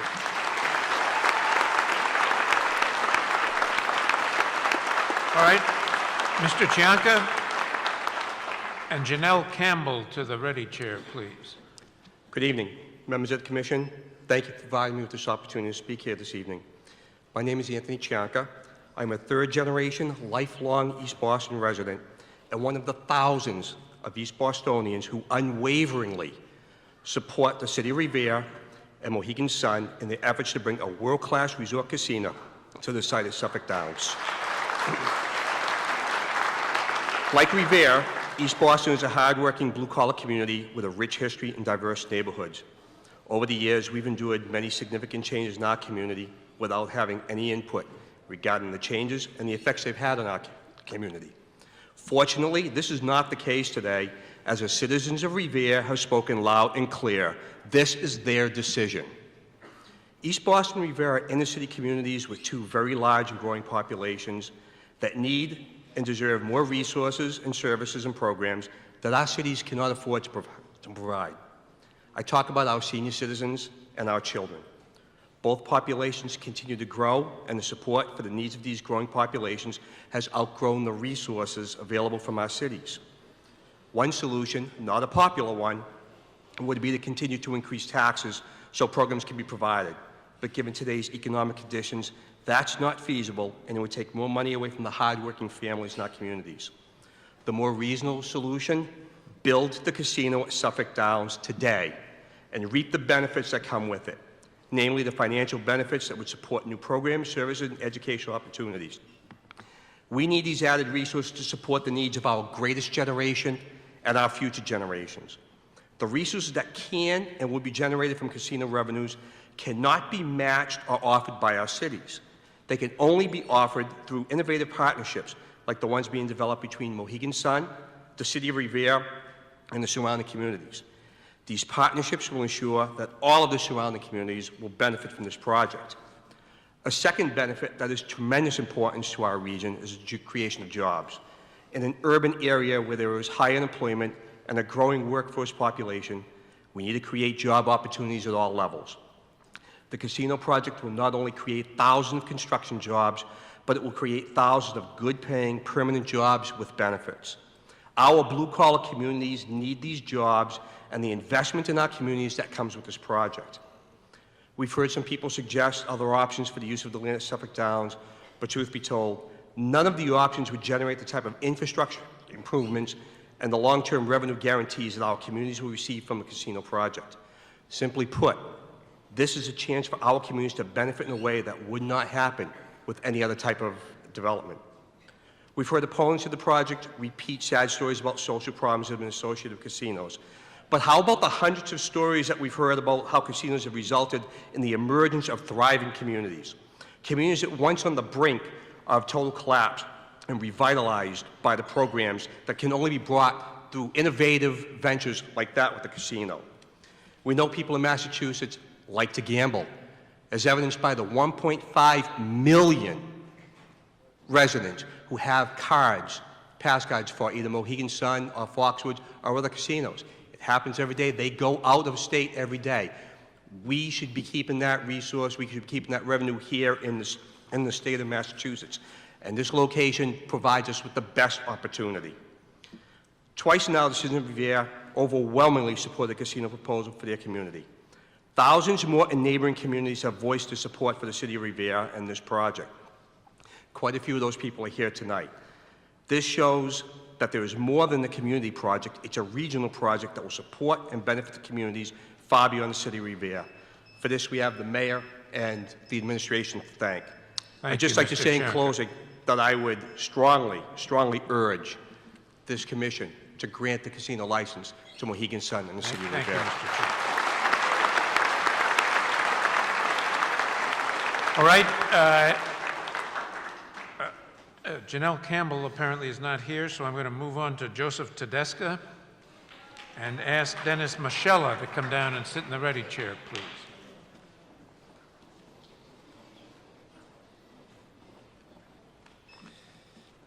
Good evening, Commission. Thank you for allowing me the opportunity to speak here today. My name is Joe Tedesca, and I too am a lifelong East Boston resident and neighbor of Suffolk Downs. For 41 years, I've lived within a mile of the racetrack. Today, you're hearing from many people on whether or not Mohegan Sun should be fortunate enough to earn the Eastern Massachusetts license. I am one who is hoping that they do. This project will save our neighbor Suffolk Downs and its 78-year legacy of thoroughbred racing. It will save hundreds, if not thousands, of jobs. And it will save an integral business partner and contributor to our communities. It is a project that will create thousands of jobs, generate millions of dollars for Revere and its surrounding communities. There will be millions of dollars spent in much-needed road improvements, and it will boost money and development into this region better than its competition. The bottom line is that they're committed. Mohegan Sun and Suffolk Downs are committed to Revere, and they are committed to the Commonwealth more than anyone else. Mohegan Sun is the right choice, and it is at the right time. Revere is poised for one of the most transformational projects in the country. It is already equipped with America's first public beach, Logan Airport, and the historic last thoroughbred racetrack in New England. Mohegan Sun can truly change this region forever and can turn Revere into one of the most desirable travel destinations in the country. Back in November, I voted yes for the casino when it was originally proposed in East Boston for the few reasons that I just mentioned. But the main reason for my devoted support over the last 2 years is simple. We are in great need of this project. We are in great need of the jobs. We are in great need of the revenue. I know that the job of the commission has not been easy, but in 60 days or so, I pray that you award Mohegan Sun, Massachusetts, the Region A license because they are the right choice. Thank you.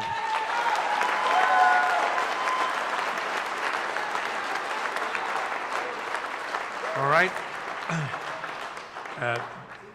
Dennis Michella is not here apparently, so Nelson Rodriguez and Jamie McNeil to the ready chair, please. Nelson Rodriguez. Pardon me? Dennis Michella is here. Oh, well, Mr. Michella? Then Mr. Nelson Rodriguez, please, to the ready chair, which is now occupied. Let's find another ready chair. I'm on the ready chair? Who's ready? Me? All right, we got the ready chair back. Go ahead, sir. Thank you. Good evening. I'm a retired police officer from the city of Revere, and I grew up approximately half a mile from the beach. Revere has a history of being able to handle gambling. We have Revere Beach, Wonderland Dog Track, Suffolk Downs. We're used to having large crowds and a lot of people coming into our city. There is no better venue for a casino, in my opinion. Logistically, we have everything. We have mass transit. We have the Boston and Maine Railroad. We have access to a ferry service if we needed it, coming in the old Holtz Pier. That could go back in. If you're traveling from any direction, it's easier to get to Revere than it is to Everett. Coming from the west and the south, come through the Ted Williams Tunnel. Route 1A, you're right in the casino. You're not impacting any side streets or any city streets. Coming from the north, come right down Route 1, and you take the new proposed ramp that they want to put right onto Route 16, takes you right into the front door of the track. I'm here for another reason. I'm a veterans advocate. I have talked to Mohegan Sun about hiring veterans. We have a lot of men and women coming back from the war. A lot of them need help, and they definitely need jobs. I'm part of an organization called the Wounded Vet Motorcycle Run. We recently had a motorcycle event at Suffolk Downs, which is the third or fourth year they've hosted us. This year, chairman of the board, Kevin Brown of Mohegan Sun, and his brother, Mark, rode in our event. They came to us to ask us how they could help us, and they were extremely generous in helping us. I don't know if you know Kevin Brown, but he's a retired Army colonel, a West Point graduate. This is the kind of people that you want to run an industry like this. They're unbelievable. They come out and help you. We didn't ask for their help. They just came out and helped us. And I believe that Revere should be the place for the casino. Thank you for your time. Thank you.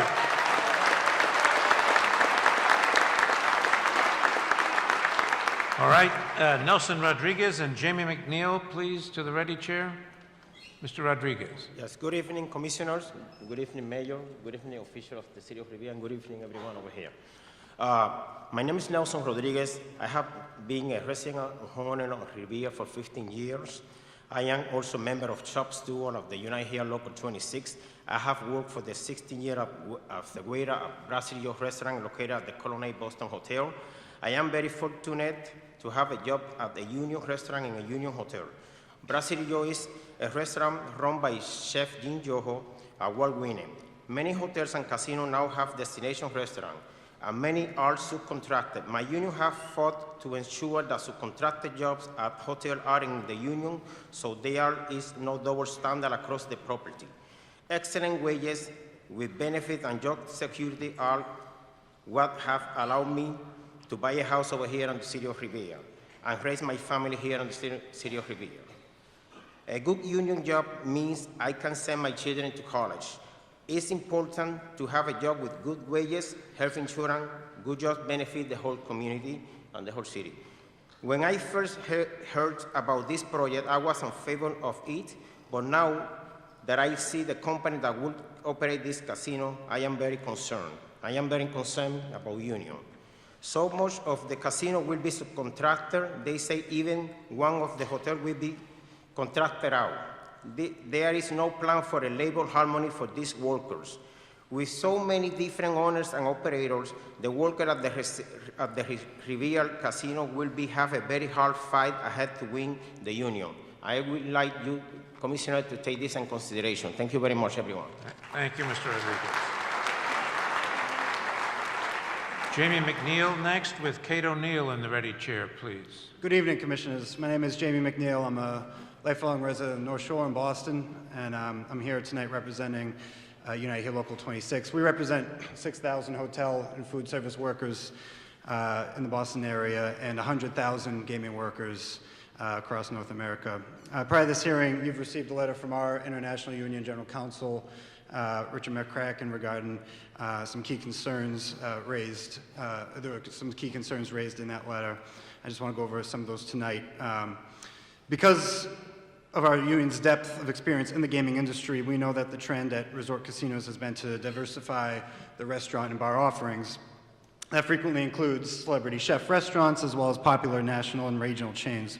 This is often done with third-party contractors. Our union knows that a real plan for labor harmony will take into account third-party operators. United Here's labor peace agreements cover restaurants as well as other parts of the hotel casino operations.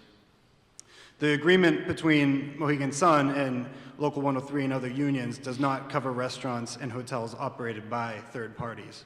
It only covers direct employees of Mohegan Sun. This is particularly important because the casino proposal we're talking about tonight calls for half of the hotel operations to be third party. From our union's experience, we expect most of the food and beverage operations to be subcontracted. And we're seeing a trend in our industry for the subcontracting of entire departments of hotels, including and especially hotel housekeeping. So Mohegan Sun, at its non-union casino in Connecticut, has a record of subcontracting restaurants. The Mohegan Tribal Authority reported to investors that in 2010 and 2012, it had replaced certain Mohegan Sun-operated food and beverage outlets with third-party operators as part of cost-saving initiatives. According to an economic impact study submitted with the Mohegan Sun Brigade Capital, according to an economic impact study submitted with the Mohegan Sun Brigade Capital, compensation including benefits for the subcontracted hotel would be $25,000 per job. $25,000 per job. That is far below what Unite Here Local 26, what our standard is for hotel jobs here in Boston. That's just a fact. Consequently, Mohegan Sun plans, consequently, Mohegan Sun's plan does not ensure labor peace. The National Labor Relations Board and the courts have upheld the right of tenant employees to conduct concerted activities such as leafleting and picketing on property owned by the lessor. The Commission can expect a labor dispute at Mohegan Sun Casino. I'll repeat that. The Commission can expect a labor dispute at Mohegan Sun Casino. Thank you, Commissioners. All right. Thank you very much. Kate O'Neill at the podium, please, and Bobby McKenna in the ready chair. Good evening, Commissioners. My name is Kate O'Neill. I'm a resident of Boston, and I'm speaking before you today as a representative of Unite Here. My union has over 7 decades of experience representing workers in the gaming industry. We have been an integral part of the industry's growth and development, most especially in ensuring that the benefits of gaming are spread to workers and local communities. We are concerned because Brigade Capital's proposal for a Revere casino is unprecedented and incongruous with norms of ownership in the gaming industry. Brigade Capital is a hedge fund manager, not a private equity firm, not a real estate investment firm. Brigade Capital would be the entity most in control of the Revere project. Funds managed by Brigade will own 60% of the proposed casino. Brigade will also have 3 out of 5 seats on the board, giving it effective voting control. In other words, it would be misleading to represent Brigade as if it were just a financial partner to the project. If licensed, the decisions made by Brigade, its managers and investors would have tremendous impact on Massachusetts residents. Brigade's proposals presents 3 major difficulties to the Commonwealth. First, ownership of a new casino project by a hedge fund is an experiment. Our research has uncovered no other cases to date of a hedge fund owning a majority stake in a new gaming facility, from licensure through operation. Brigade's record as a licensed, fully investigated partner consists of 1 year in Michigan. In other jurisdictions, Brigade has had institutional waivers as a passive investor. Second, the suitability information the Commission has previously considered may not represent all the entities that are slated to play a role. The suitability investigation presented back in October focused on the principles of Brigade Capital management. However, Brigade Capital will not have an ownership interest in the ultimate Category 1 license applicant. Brigade-related entities that may have a role in the project have not yet been reviewed. For instance, the lease agreement that was recently made public identified Brigade Leveraged Capital Structures Fund, a Cayman Island-based hedge fund, as the equity guarantor. However, the specific funds, and therefore the actual owners, may not be identified until after licensure and have not undergone suitability. Brigade's limited partners are large institutional investors, including public pension funds, sovereign wealth funds, endowments, and high net worth individuals. It is not clear whether Brigade has obtained their permission, their limited partners' permission, to invest in a casino. The Commission should publicly identify these limited partners and subject any who are 5% owners of the Brigade ownership entity to a suitability review. Third and finally, the overall strategy and track record of hedge funds make them a questionable choice for ownership of a casino in development. In order to best reap the gains of expanded gaming, the Commission should look for a stable owner with a long-term focus on creating good jobs and bringing in revenue. Hedge funds as a class do not fit that description.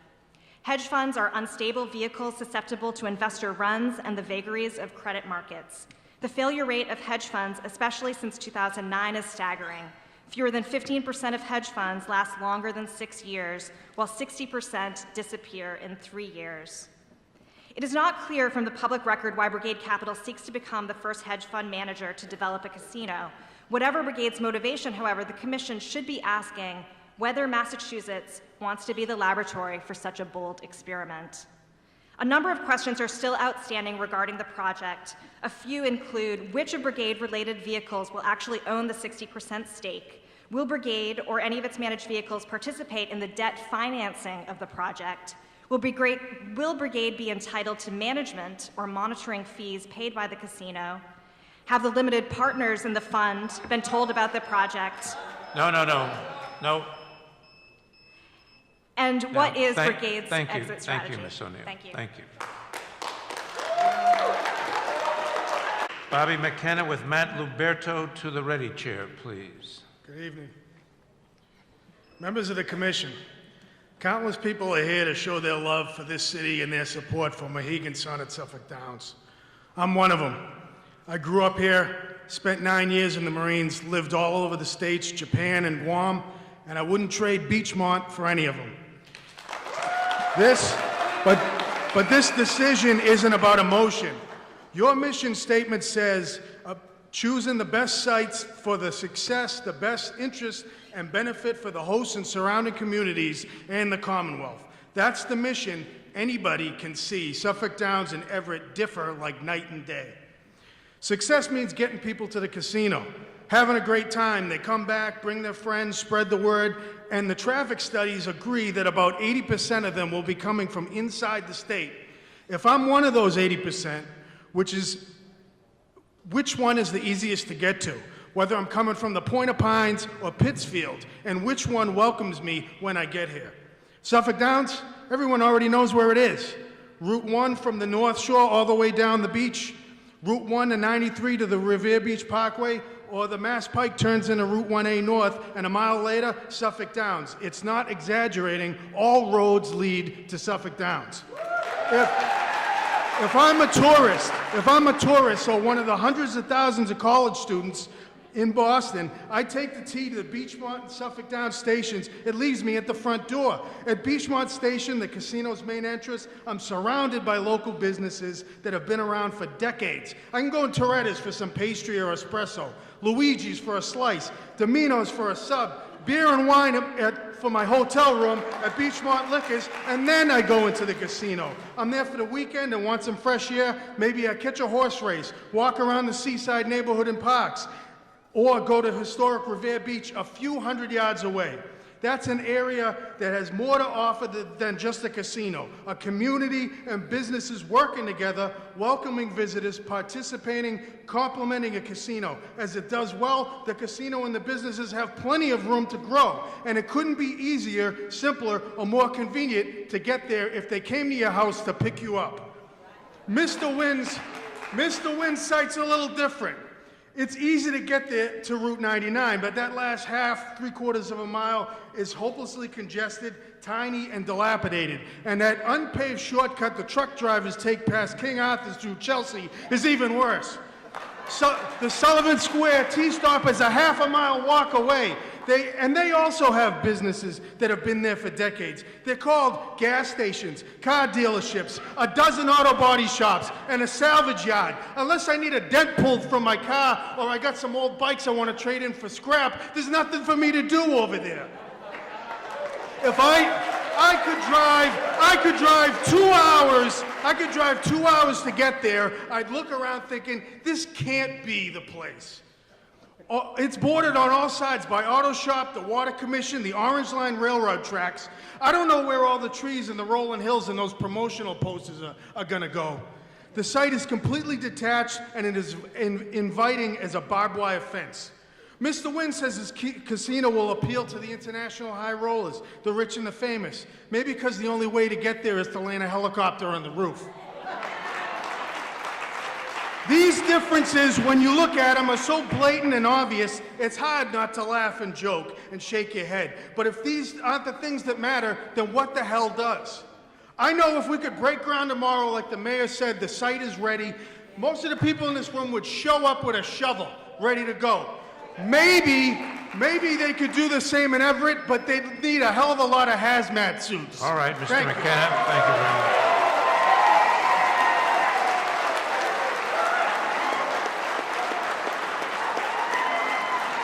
All right, I called Matt Luberto. I take it that Matt Luberto is not here, so Matt Cameron is up, and Maureen White is in the ready chair. Mr. Cameron. Good afternoon, Commissioners.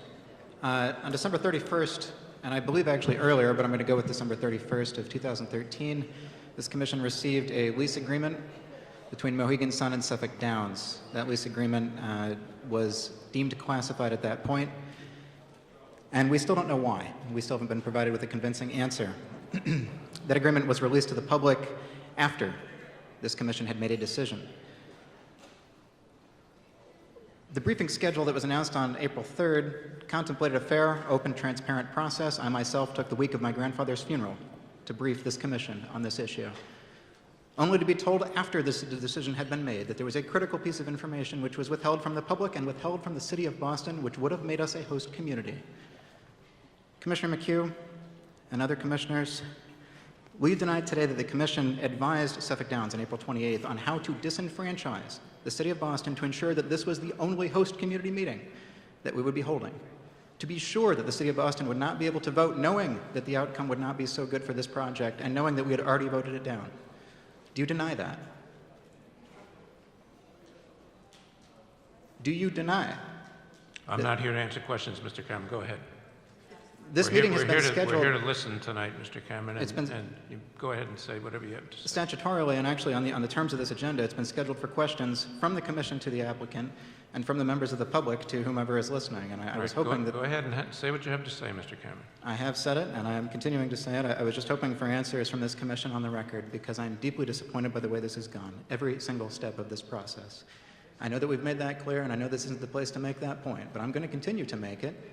And I hope that this process, everything that has happened, especially throughout the briefing schedule of April 3rd, in which we were promised that we would have an opportunity to present to the Commission and that all arguments would be heard, that all evidence would be looked at, while the Commission was knowingly holding on to what it said in its decision of May 15th, was one defining thing: the fact that Suffolk Downs at any time would have the opportunity to relinquish control of its track to Mohegan Sun, to its tenant, force that track to be taken over by the casino, a point which has not been mentioned tonight, and which was only removed from the lease at the request of the Commission on April 28th, when the Commission called to let Suffolk Downs know just before the hearing that this might be a problem and that Boston might end up having to vote, and nobody wants that. I've said it before and I'll say it again, that this process, right here in Revere, this process in East Boston, the vote that has been denied and rejected, and the process that's now going forward in Everett, despite the ridiculous connections in that city, will be Exhibit A and Exhibit B for the inevitable repeal of the casino law in November, which has been approved by the Supreme Judicial Court today.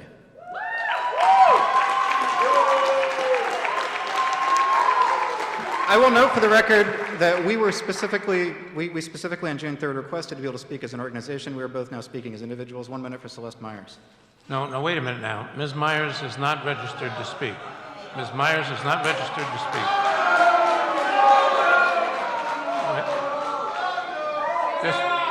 Just a minute. Just a minute. With all due respect, with all due respect. Just a minute, please.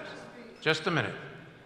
We began this process clearly and unequivocally with a request that people sign up, as many people in this room have done. Mr. Cameron did that. Mr. Cameron has spoken. Ms. Myers did not sign up. I have 2 points to make that will take all of 5 seconds. Wait a second. If you made this is based on protocol. This is not my comments. This is based on protocol. I'll be making both emails public in which we made both It has requests. been standard protocol that Matt Cameron, as our counsel, has registered on behalf of No Easter Casino, and it was a precedent set this evening. It was a precedent set this evening by the very first speaker that someone took somebody else's Ms. place. Myers, So we're Ms. being Myers, blocked by the billionaires, by the politicians, No, wait a and minute, by wait the a minute, gaming wait a minute. commission. Audience, We're blocked. audience, stop. Thank you. Thank you. All right. Thank you. All right.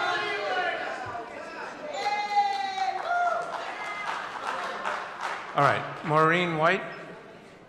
My name is Jordana McConye, and I'm speaking on behalf of Maureen White, such as everyone else has been able to speak on Surely. behalf of No, somebody that's else. fine. If you're speaking in her stead, that's fine. I would really like to have Celeste Myers speak in my stead and on behalf of Maureen White, and that should be allowed. No, just wait a minute. Let's stop right here. You are... So I was supposed to speak on behalf of Maureen White. All right, and you're I would ceding like your time I to... would like to cede my time to Celeste Myers. All right, Ms. Myers, you have 4 minutes. So now we're playing a game of musical chairs. Now, wait a minute. Wait a minute. All right, let's stop. I'd actually like to... Ms. Myers, stop. We have got to talk to each other. We've got to listen to each other. And Ms. Myers, through this parliamentary process, is doing what others have done tonight, speaking in place of somebody else. We're going to listen to Ms. Myers for her 4 minutes, and we're going to listen respectfully, because that's the way we do things, and we need to do things. And actually, Just a minute, please. Just a minute. I want to call the next speaker, who will speak after you, Brian Gannon, to come to the ready chair, which is now unoccupied. Joe. Okay. Ms. And actually, Myers. thank you. And I just wanted, before I yield the floor to the real hero of Revere, Mr. Joseph Catracala, who led the initiative against all odds to fight and hold the ground for the over 4,000 residents in Revere that don't want a casino here. Okay. But I would like to say, and just to clarify, it has been standard procedure on behalf of No Eastie Casino received by your folks that our council of record registered for our organization. So today that's not suitable, that's fine, but that has been standard process. Now I will yield to Joseph Catracala. Thank you. I continue having the clock run now. So I am a lifelong. Good evening. Thank you for this time. Sorry for the confusion. I'd like to thank everybody for the respect as I speak, and thank you for the opportunity to speak here. So I'm here as the co-chair of Don't Gamble on Revere. I represent a large population of Revere residents who don't want the casino to come to Revere. No, please. I said we're going to listen, and we're going to listen respectfully. Let's do it. So We're for better me, than that. I have many personal reasons for this casino not to come to Revere. First of all, I'm a newly married man. I got married in October. I want to have a family and bring them up in the same Revere that I grew up in my whole life. And with the casino here, that will not be true. We'll have an influx of crime, poverty, drug use, suicide, and so many different social issues that will come here. Another thing, when we talk about what we see so far through this process in the casino, the only thing that I've seen through this, I have not been convinced by all the propaganda that's been sold to us by our city officials and Mohegan Sun that this is a good idea. In fact, it's been reinstated to me that this is a bad idea because I've seen the ugliness that's come out in our city officials throughout all of this process. When we had gone around Revere, we had put up our signs in businesses, and city councilors had gone around in their city jackets and asked businesses to take down our sign and put theirs up. When I confronted one of them, Ira Novoselsky, about this, he said to me, "That's politics. Get used to it, and it's life," which isn't really a good answer. The other thing is, we talk about, everyone's saying how this is a great site for this to come to Revere, that all roads point to Suffolk Downs and stuff like that. What about the schools that are right there? It's kind of a shame that the state of Massachusetts did not put a clause in there that the site for the casino, with all the negative impacts, increased traffic, possible drunk driving, people who just lost their life savings and now they're going on the road enraged, around our kids who are just coming out of school or just walking to school. I've gone through the whole Revere public school system. I've lived here my whole life, and I know that if I stay here with my children and bring them to Revere schools, and this casino comes, that there will be a negative impact, and I don't want that to be my kid to become a number as to what this casino's impacted for Revere. And I've also seen how it's divided our neighborhoods. People who have talked to each other for years, people who have been friends. This has divided us. It's not brought our city closer together. It's divided our city. And the other thing too is it's really been, the other ugliness that I've seen is in our mayor, not recognizing that there is opposition in Revere and totally discounting us. And at every meeting, in every opportunity that he's had, he said that there's been no one from Revere who's against this. I've stood up at every opportunity that I can to say that I'm from Revere, I lived here my whole life, and I continue to live here today. And yes, I am Revere, I don't want the casino, and I'd appreciate it if Dan Rizzo would recognize me as a Revere resident. Thank you. Thank you. All right. Brian Gannon, Mr. Gannon, and Tim Bogertman in the ready chair, please. Hi there, Gannon. Commissioner. Thank you for letting me speak today. My name is Brian Gannon. I live in East Boston with my wife, and I'm expecting my first child in October. I want to raise a family there. I grew up walking the picket lines with my father, who was a PATCO union member and an air traffic controller who got fired, standing up for unions and economic development. So I'm all for union jobs. I'm all for economic development, good economic development. Now, I ask you not to be fooled or take into consideration the support that appears to be present in this room today. The parade of public officials, public employees, surrounding communities whom you know are bound by their surrounding community agreement to come and stand up in support of this development today. So I want you to make sure you don't take these into consideration today. And make no doubt, there is a culture of intimidation in these communities where these casinos come and these casino money comes. As it starts taking over your politics, your local, your communities, and I mean, you could see it from just what just happened with Celeste as she was trying to get up here and there was the hoots and hollers from the room. So that culture of intimidation, that's the reason that you don't see here today is the thousands of residents of Revere, the many business owners, small business owners who I saw as well, where Councilor Novoselsky and Zambudo were removing signs with their city council logo jackets on from small businesses' windows on Shirley Street. So this dissent from Winthrop officials that you don't see today, the business owners, the residents of Revere that you're not seeing today, it's a result of this intimidation. So this room is stacked against us and stacked against our voice, so please consider that when you're making your decision. Now, I voted no on November 5th. I live in East Boston, and we voted no to a casino at Suffolk Downs, which I've heard almost everybody that discussed this project today, including through the slideshow, that Suffolk Downs is a part of this, if not the part. It's a casino at Suffolk Downs. It's nothing else but a casino at Suffolk Downs, and you need to see that. And I ask you to please throw out this Revere-only option. You should have done so as soon as it was presented. This is absurd that you had suggested some other additional vote that could happen and move the date of the application being due an additional few months in favor of the developers. I don't understand how the list of speakers tonight was stacked with all the pro people in the front end of the list and us at the end of the list, as it seems to be, it should be community first and the public officials and the developers last. It should be our voice that should be heard first. So now, I urge you to stand for democracy.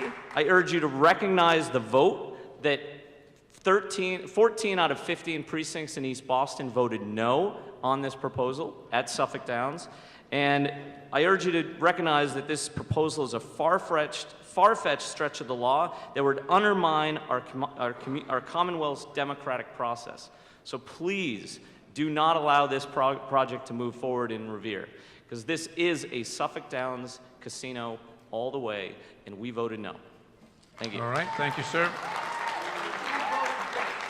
Mr.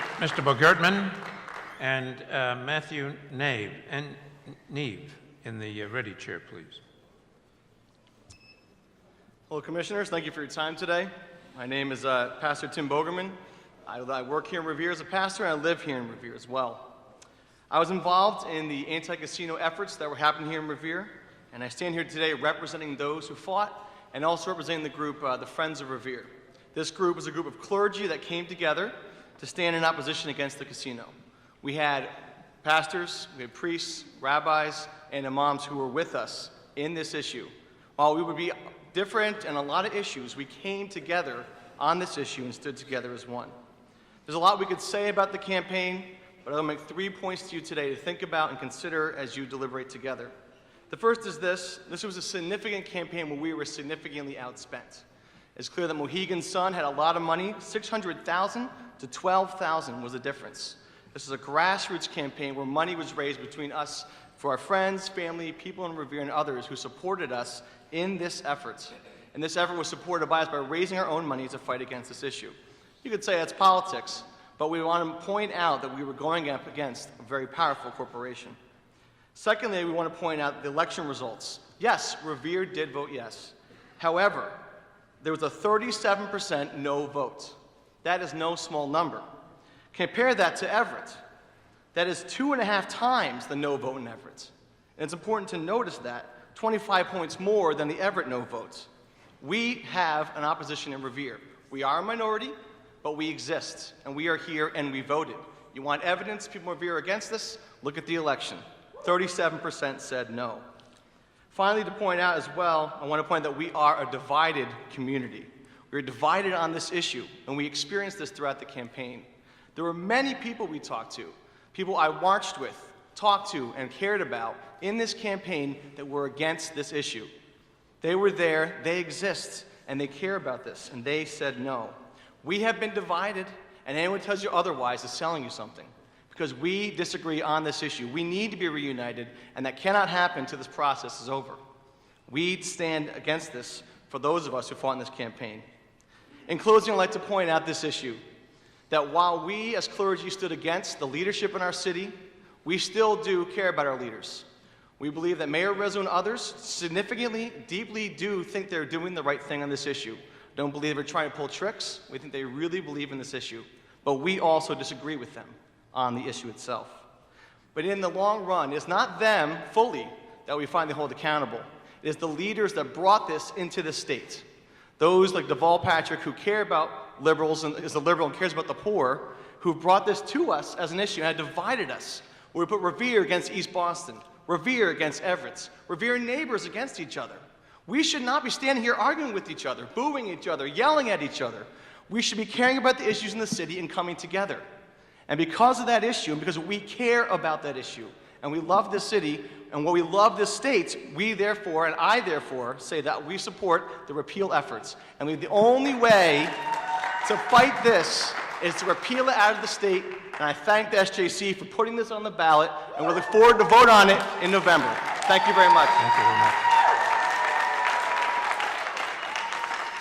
All right, Mr. Neve, is it? N-E-A-V-E? Neve? And then David Searles is next. In the ready chair, please. I'm Justin Pasquarello, and I'm speaking on behalf of Matt Neve. All right. Thank you, Commission, for the opportunity to speak this evening. I'm from the host community of East Boston, and we voted no on November 5th. I'm here today to talk about accountability. There was a famous incident in New York in the 1960s where a woman was killed and 35 people witnessed the killing and no one did anything about it. People blamed the callousness of New Yorkers, but psychologists later said the problem was diffuse responsibility. So I want to make it clear that every commissioner and every politician who is trying to foist this proposal on us is individually responsible if this happens. And I want to talk about that more specifically. Commissioner McHugh, if this should go forward, you are personally responsible when people in East Boston and other communities no longer vote because they see democracy as broken and because you willfully ignored a vote that they made. Chip Tuttle, when the track closes, as you have said it could happen in multiple statements, and you've put in writing that you would be willing to do to allow this casino to be built at Mohegan Sun, you will be responsible for having lied to the people of Revere and East Boston. Mayor Rizzo, when addiction increases in Revere and surrounding communities and crime increases, and let's make no mistake, the research tells us that that will happen, but when that has not been brought into the discussion, you will be responsible for not having brought that into the discussion. And the same is true for the politicians who failed to represent us in East Boston. Superintendent of schools here in Revere, regardless of what the mayor told you to do, when school dropouts increase, as has been proven to happen when casinos are built, you will be responsible for having testified that this was good for schools. Addictions counselors from Revere, when addictions increase, and we know that addictions double within 15 miles of a casino, that is proven by research, you will be responsible for having said that somehow building a casino would be good for addressing addictions in Revere and surrounding communities. Mr. Attess, when everyone gets less than promised because this is a ridiculously optimistic proposal that the Boston Globe has said is totally unrealistic in the revenue projections, and then you renegotiate and reduce the amount of money going to Revere and all surrounding communities because the host community agreement says it can be renegotiated at any time for any reason. Mr. Attess, you will be responsible. And politicians who signed agreements saying that it could be renegotiated at any time for any reason also will be responsible. We know that in places across the United States, casinos have reneged on their agreements, have laid people off, have asked for bailouts, and we know that cities and states across the country that set out to rely on casino revenues are in danger right now. Commissioner Zuniga, you will be responsible when people cannot travel to Logan International Airport because of unaddressed traffic congestion. We know that independent studies say that $500 million in traffic improvements were needed on Route 1A before this was proposed. The proposal here is for 1/10 of that, with an increase of 25,000 cars per day. Commissioner Stebbins, you will be responsible when more children of Eastie, Revere, Winthrop, and Chelsea suffer from asthma, and when more adults suffer from COPD, rates which are already elevated because of an airport and which will be further elevated because of increased traffic and pollution on these disproportionately impacted communities. Commissioner Cameron, you will be responsible when Route 1A is lined with pawn shops and check cashing stores, just like has happened in Queens, New York. Check the New York Times, that is what happens near casinos. In conclusion, all of us here are responsible for what happens. All of us here have a choice. Please make the right one. All right, Mr. Searles, with Mr. Helms in the ready chair, please. Mr. Helms in the ready chair. Hi, I want to thank the Commission for the opportunity to Mr. speak. Searles. My name is Pastor David Searles. I'm pastor of a church in East Boston, and got to know many of our friends here from Revere, and also assisting in the campaign with the Friends of Revere and the Don't Gamble on Revere campaign, and working the street and talking with people throughout Revere. And certainly do love the people here and care about them very much. But I'm here to address the Commission on what we've been told is a fair and transparent process. And it may be my only chance to address the Commission, so I thank you for the opportunity to do that. I came prepared to ask a few questions, but I am assuming by previous comments that you can't answer questions, but I'll pose it as a question and then go on if you're not able to answer it. I came a little late to the meeting, but my question is this a host community meeting for a casino at Suffolk Downs? Would that be a fair and accurate depiction of this meeting, that this is a host community meeting at Suffolk Downs? And it appears that that is in fact the case, because I hear a lot of people here, in fact, talking in favor of a casino at Suffolk Downs. And that has been my impression all along, all the way back up into November 5, 2013, that in East Boston and in Revere, everybody going to vote on that day, we're going to vote on a casino at Suffolk Downs. My friends in Revere have continually come up to the podium and said, we want this casino because it will help keep a track open at Suffolk Downs. And the reality is that that track is located primarily where? East Boston. Yes, that's right, East Boston. But then we're told that it's possible, once that vote has come in, and the understanding that both communities needed to pass that resolution, pass that vote, for it to proceed. But there was one community that voted for it, Revere, yes, but there was one community that voted against it, and that was the community of East Boston, who in fact were voting for the whole city of Boston. They were representing the city of Boston in that vote. Voted no. The assumption by all was that that would be the end of it. But somehow the project was allowed to go forward. I don't know how. I don't know why. And it seems that the evidence is still clear here tonight in this conversation, including the presentation we saw. I got here late, yes, but I got here in time to see the nice presentation at the beginning from the Mohegan Sun officials. Very nice visual presentation that included an image of the casino and the racetrack. So in my mind, and it seems clear in everybody's mind here, that we're still talking about a casino at a location called Suffolk Downs that is in two communities, and one community has already voted no. East Boston has already voted no on that proposal. We've heard that, Logan Airport is a place for people to come in. Logan Airport is located where? Again, Suffolk Downs will be able to continue racing, but where's the track located? Boston Tunnels will allow people to come to Suffolk Downs.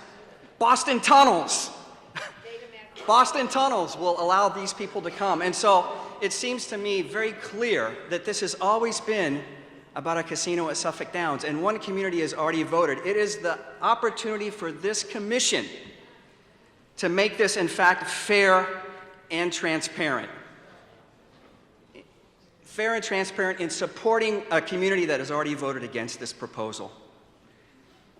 If this commission chooses not to do that, I'm afraid that there will only be one way that this becomes transparent, that this commission has always intended for a casino to be at this location, in spite of what anybody says, in spite of any vote. All right. Thank you very much. Thank you.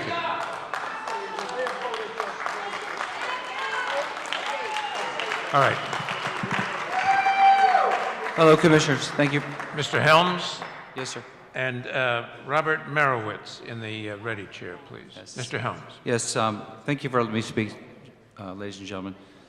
My name is Mark Helms. I own several properties in Revere, both business and residential, and I have co-owned and operated a media company called Sound and Vision Media here in Revere for the past 26 years, and I currently live in Revere within 2 miles of Suffolk Downs in Beachmont. I've had the good fortune of working a great deal with our mayor, Dan Rizzo, for many years, who I've watched Revere progress and transform tremendously under his leadership, tremendously. Dan is a hardworking and dedicated mayor, and I've seen a lot of mayors, and I'm proud to call him my friend, but I'm more proud of what he's done for our city. I also know Chip Tuttle, and I know he has the same dedication and hardworking mentality as our mayor, Dan Rizzo, and that's a fact. These people are doers. They're not just talkers. I've attended many events at Suffolk Downs over the years, and they all were well-organized and enjoyable experience. I don't remember any negative things happening or any problems whatsoever. And I know a lot of this credit goes to Chip and his impressive team here at Suffolk Downs. I've recently met with Peter Schultz of Mohegan Sun, and naturally, I had a lot of questions for him to ask about the casino coming to Revere, which is a 5-minute drive from my house and of my office building. And believe me, as a businessman and as a resident of Revere, if I saw any problems whatsoever in this proposed casino, I would not be shy to share my opinion with anyone. However, I just do not see any downside at all here. What I do see is a great opportunity to restore Revere Beach and Suffolk Downs as real tourist and business destinations. When you break it all down, you have 3 great entities here. It's simple. Right here, close to Logan Airport, and accessible to everyone. You don't even need a car. You have the country's first public beach, a national historic landmark since 1895, which is the perfect 3-mile crescent beach. Under Dan's leadership, the city of Revere and the beach attractions have been getting bigger and drawing larger crowds every year since he's been our mayor. You have the iconic, legendary Suffolk Downs racetrack, whose history of great horse races like the Massachusetts Handicap goes back to the 1930s. Suffolk Downs has consistently proved to be the perfect host of other great events and concerts, like Aerosmith and even the Beatles back in 1966. I was very surprised and pleased that no one will suffer the consequences of a traffic problem in the area, because the folks at Mohegan Sun are going to absorb all of the costs of the traffic infrastructure in and around the casino. So it's not a hindrance to the neighbors and the people who live here or the people in any of the bordering communities. So in summation, as a local resident and as a businessman, I do not see any flaws or downsides to this great opportunity, and I welcome Mohegan Sun. And I've thought about this long and hard. This is a great opportunity for the city of Revere in new jobs, entertainment, and tax revenues for our evolving and growing city with a solid traffic solution, all expenses paid by Mohegan Sun. This is a win-win situation for Revere and a tremendous opportunity for Revere and New England without creating any traffic problems, which I think is great. Thank you. All right, Mr. Helms, thank you. All right, Mr. Merowitz? Yes. All right, and this I said we'd had a hard stop at 8 o'clock, and it is just about 8 o'clock. So this will be the last speaker of the evening, and then I'll explain what we're going to do to follow up on those we couldn't reach tonight. So, Mr. Merowitz, thank you. Thank you, may Commissioners. proceed, Mayor Rizzo, I am one of the principals of the Wonderland Ballroom here in Revere, which has been in Revere's history now for over 70 years. It has seen a lot of great artists over the years, from Tommy Dorsey to Glenn Miller to Frank Sinatra to a lot of people. A lot of people in this room, I'm sure, have spent at least one evening at the Wonderland Ballroom.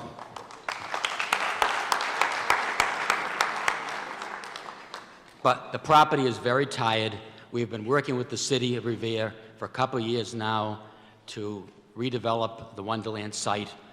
And we've designed a 196-room hotel with a 175-car parking garage on that site. Coupled with all the work the MBTA has done in the Wonderland Station, it will be a real catalyst for the city. It will mean a lot of union construction jobs, 100 permanent jobs, a lot of tax revenue to the city, and revitalization in Revere is absolutely critical. Our project would be about a $30 million project, and Mohegan Sun would be the catalyst to new development and revitalization in the city of Revere. I know of a lot of projects which would like to get going, but they need a catalyst, and clearly that catalyst would be Mohegan Sun. So obviously, we're very much in favor of revitalization of the city and Mohegan Sun. Thank you very much. Thank you.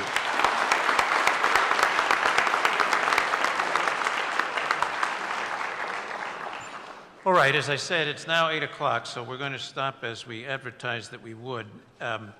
We will come back to this venue on either July 15th or July 17th, and we will keep the, we'll decide that date more specifically at our meeting this Thursday, and then we'll post that meeting, or the continuation of this meeting, really. We're not going to conclude it.